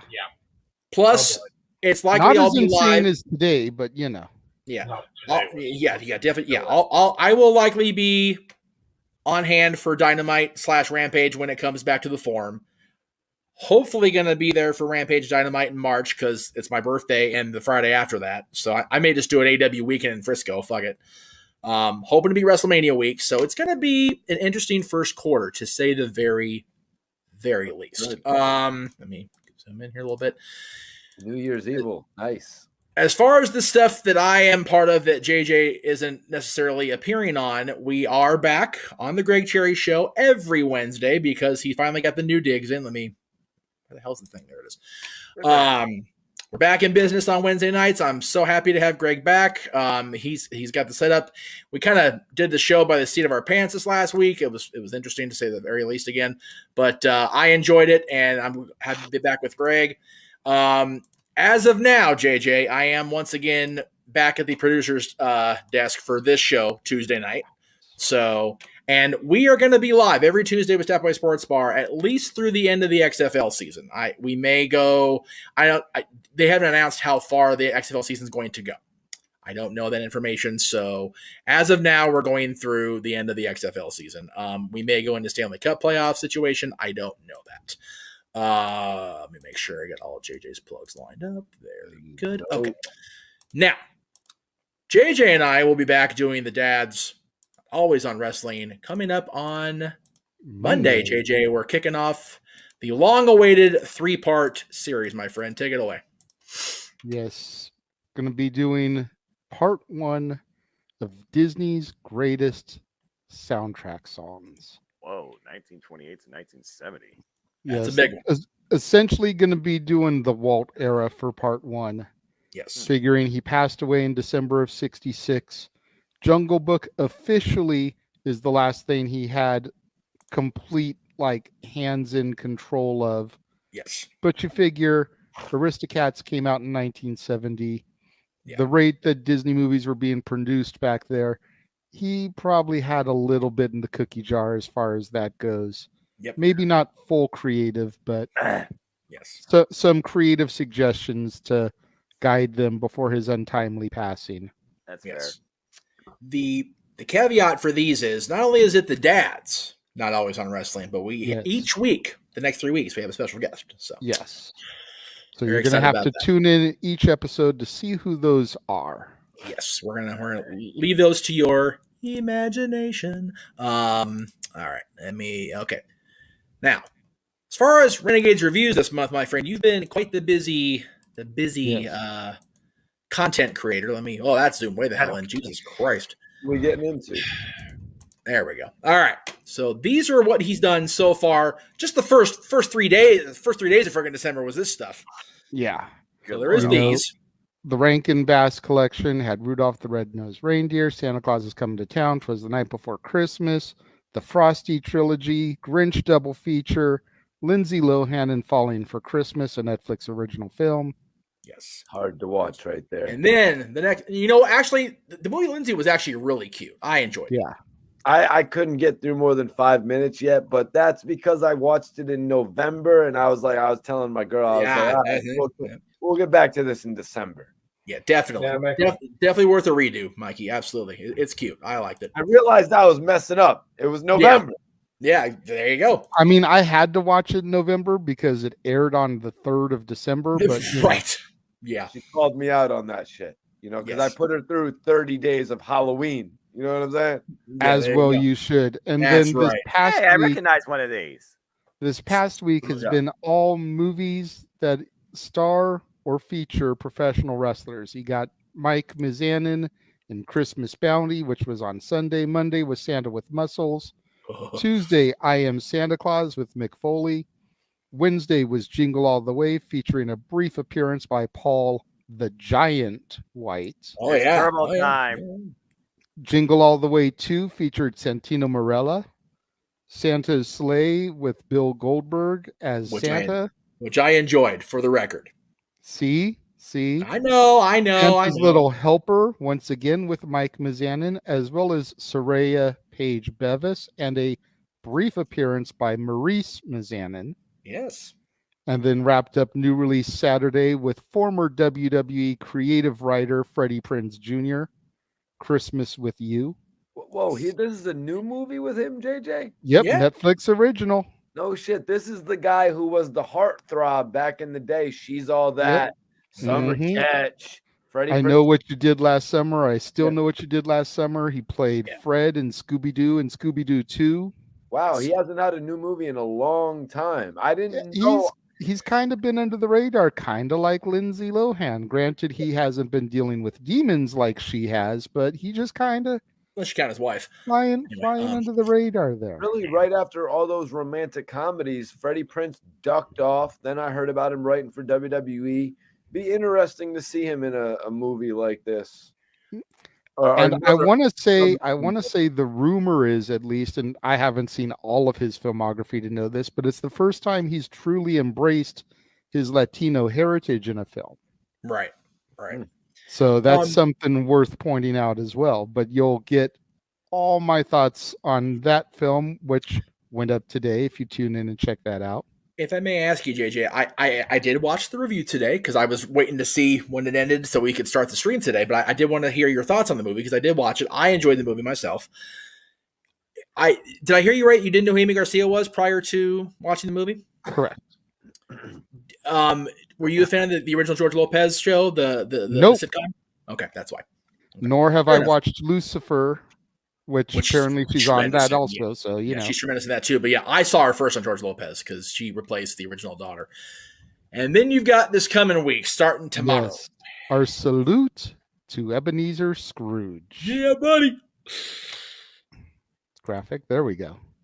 Oh, did it Kicking not things go? off with The Man Who Invented Christmas, starring Dan Stevens as Charles Dickens. Yes.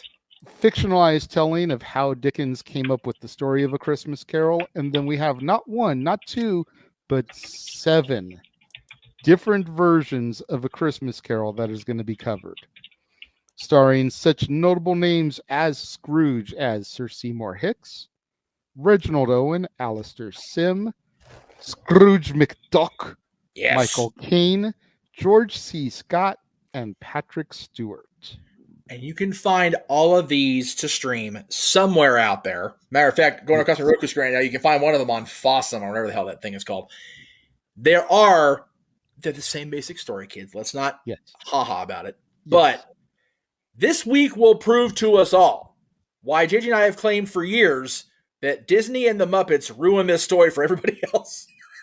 Legit, because Mickey and Co. tell the story in 25 minutes. 25 minutes. And as And a even- kid, you're sitting there watching Alistair Sim or Reginald Owen or George C. Scott, and you're like, oh my God, can we get to the fucking point? Mickey and Donald and Goofy did this shit in 20 minutes, y'all. Why the fuck am I still sitting here an hour 15 in and Scrooge is just now getting visited by the third ghost? What the shit is this? I'm all about long-term storytelling, but holy hell. I only vouch for the legitimacy of this statement because I was watching the one with Seymour a couple days ago. I went in the kitchen and made a dinner for the family. I'm looking at the screen going, what the fuck, Seymour? Jesus, let's go. Like, for real. And that one's really dry because it's super old. So yeah, it's But it's good. It's still good. 1935. You got to figure it's made around the same time as Universal's cranking out their monsters, which Right. Yeah. Claude Rains as the voice of Jacob Marley in an uncredited, non-on-screen appearance I forgot Figure this. I he was watched the it. Invisible Man in 1933, and this was 1935. He's playing an Invisible Man. Which is funnier than hell. Yeah. Yeah. I heard that voice. I'm like, I know that voice. I look at the credits. I'm like, that's a meta moment. I understand that reference. Now, did he fight the Invisible Stan? Oh, jeez. To answer the question in the chat room, yes.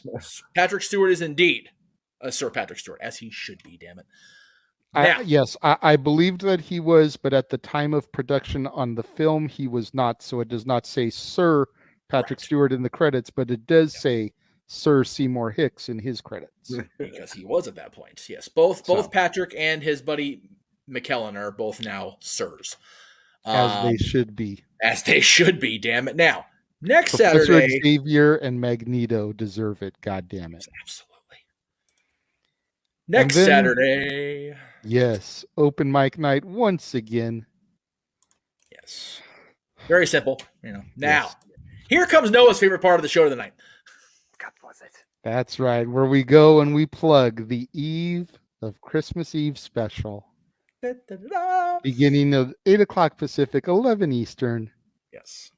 $5 super chat will get a spin on the Wheel of Carols, where we have such doozies lined up as Deck the Halls. Yes. We Wish You a Merry Christmas. The 12 Days of Christmas. Oh Christmas Tree.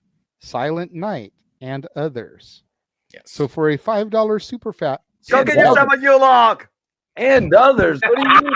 And others, JJ? I don't want to sit there and name every song off, Mikey. You gotta build the suspense. I gotta understand what I might be in for here, man. Gotta get our shit in tonight, Mikey. You gotta tune in and see. I can talk to you about that off camera, though, Mikey. Yes. We got to build the suspense and the drama for the viewers. Come on, right. now. That's right. So, like I said, for a $5 super chat, you will get a spin of the Wheel of Carols. Put a crop pot in layaway. Whatever it lands on is what we will see. Buy Christmas pajamas for your family. Much to Noah's chagrin. Get your dog a new bed. Damn it. It's going to be so much fun. Yes. God help Jesus. I told him on Simply Predicting, Noah is going to enjoy himself in spite of everything. He's putting up this fight and this front right now, but deep down inside, he's going to enjoy every minute of this. He wants to pretend like he knows nothing about anything other than professional wrestling. Damn it. Oh, Big damn it. But the man is a religious man. You're gonna say every song that we're doing is pretty much in the hymnals at church. Yep. Because they're older than dirt themselves, which is why they're in the public domain and why we can do these things. Yes. So there's songs that he sings in church on a regular anyways. Not regular, but during the holiday season in church, where it's more so, okay, this is a thing. Noah, you got to be transparent, man. It's the holiday season, Noah. We're even going to get Noah to pull a Linus Van Pelt and recite the story of Christmas straight out of A Charlie Brown Christmas. Oh, my God. Please, I was about to say, I don't even know what the hell that means, so I'm glad JJ explained it. Oh, I said this on... Think about it. When Linus gets on the stage there on Charlie Brown Christmas and he calls for the lights and he tells the story, that is straight out of the book of Luke from the Bible. Who better than our religious man up here, our churchgoer, to recite those words to our viewing audience that evening? I'm super excited for that my damn self. For real. That's tremendous. Respect, man. King Mike X, we appreciate the fact that you don't have a dog, so you can use the money you were going to use to buy a dog bed to super chat that night. That's right. I agree. You don't need that crocodile layaway. You can cook shit your own damn self next year. Come on now. Plus, I think some of you guys just want to donate to see Noah sing. Yep. Noah has don't dance, don't sing. He just watches wrestling and do commentary. Don't pull the punchline. Noah has doomed himself. You guys do realize this. He has doomed himself because he has fought and resisted this so hard No, people are going to super chat just to make him. No, if he had just played along with this, right, and just let it all slide, we might not even get a super chat next week. Right? Yep. Or in 2 weeks, excuse me. Next week, folks. But Don't because delay Noah next has week fought when, this you so know, hard, the we all set. viewers want to see it so bad now. Yeah, they do. Nobody wants to hear me sing, especially with my Yeah, voice they do. right now where I barely can speak. You've got 2 weeks to heal it. Now listen, I brought this idea up when JJ knows where I'm going with this. I brought this up on Simply Predicting. Shut up, James. I was saying it. Shut up, I was James. saying it. I was saying it. Jeff, Mikey, Shut up. imagine if we could get next year for Noah to do a Fortnite dance. I'm not too And sure. Noah has said for a $100 super chat, he will do it. He did say that. No he shit. did say that, everyone. So I will there's bring that up next Simply year as well. Predicting video, It's and a we thing. will clip it, and Yes. we will show it. It's He a thing. said it. He did say it. He did say it. Now listen. I Listen. can just imagine Noah doing it. He's like doing the floss. He's like, I'm not seeing any movement. I'm not seeing any movement. I'm sorry, I don't want to see that. $100 in the super chat, Kitty. Hell, I'll dance with him. Shit, kidding me? Actually, no, screw that. Somebody send in $100 super chat for Noah to do that. That'd be awesome. No, man. We gotta do the Christmas carols first. Next year, at some point next Yeah. year, it'll happen. We'll do At it. any We'll do time, it. you can send in $100 super chat, and we'll get Noah to do that. Speaking of shows after Christmas, James, thank you for the segue. People don't even have $10. All right, they ain't gonna be able to. I will start a GoFundMe and donate the money my goddamn self. That's Hey, wait, for real. There are people in the world that have legitimate GoFundMe. I don't need to be putting that shit in the world. Okay, maybe not a GoFundMe. Our buddy Barry Windham's in some serious shit right now with a GoFundMe thanks to Mika Rotunda. We need to. Yeah, no. What's the memorific version of GoFundMe that you could do whatever? Facebook Pay. Whatever. I will start Cash App. I will start a Facebook Cash App, there Pay you go. campaign, a Cash App campaign, just to get Noah to do a fucking floss. Okay, it's gonna happen. You're Go going happen. far with it. Okay. And you can see clips like that and others On our New Year's Eve. Eve special, baby, we're going to be counting New down to the New Year's. I will be drunk this night along with Jeff. I almost wish I would be. Oh, Well, you'll be on those. What'd you say you was gonna have, Noah? He said he was gonna have a wine. Great juice. Don't worry, I'll be sober. He's got like root beer, but it's not. It's like I might- alcohol. It's like it's in an alcoholic bottle, but it's IBC root beer. It's I might do a shot when it hits midnight on the West Coast. I'm not going to do a shot for midnight every freaking time zone. No. But the rest of the night, I'm going to be sipping on some Martinelli's. There you go. What is Martinelli? It's a cider. Apple cider, not alcoholic apple Sparkling cider. ice- I do sparkling have apple cider. a bottle of the little bit of the bubbly ready to go. So there is that. Came in. Nice. I got We you. gotta find something. Took care of the situation. Yeah. So yeah, So that's it for the that is plugs. We got through it. that is what is in store for the entire multiverse coming up in the not so distant future. Yes. And I do have to say, slightly on topic, slightly off topic. Thank you to all of the viewers of my show that have been tuning in lately. Right? Because I got 119 views on Santa Claus is Coming to Town, 111 views on 'Twas the Night Before Christmas, 80 views on the original Frosty the Snowman, wow. Respect the class. 34 views on Santa with Muscles, Well, I guess that's still somewhere. 34 views That's on an Jingle All the Way. That's an accomplishment. Honestly. That's a classic. It is. I mean, when you figure Rudolph the Red-Nosed Reindeer, one of the most beloved specials of all time, Even though is only at 46, and Wow. Santa with Muscles is 8 views less than that. That's crazy. I'm not gonna lie. Kind of And puts Santa's things bigger into dick than Rudolph. perspective. Yeah, which we're going to talk about that on the Christmas show. That's just one of the other things we'll be discussing as we don't talk about wrestling is some things that you notice as an adult in some of these Christmas specials and songs that make you go, Okay. So I did not have this graphic up, and that's I did botch after all, Jay, so I apologize. There we go. Botch. Santa Clauses. You covered the previous week's episode, so we're not going to be talking about the end of the series on Friday the 23rd, correct? No, I think there's going to be one more after that. Okay, so New Year's Eve episode, we can talk about it because part of what we should talk about on the Christmas Eve is the freaking plot holes being filled to that whole franchise because they're definitely doing it, so that's cool. But yes, heavily discussed because we didn't bring it up on our Santa episode of Dads.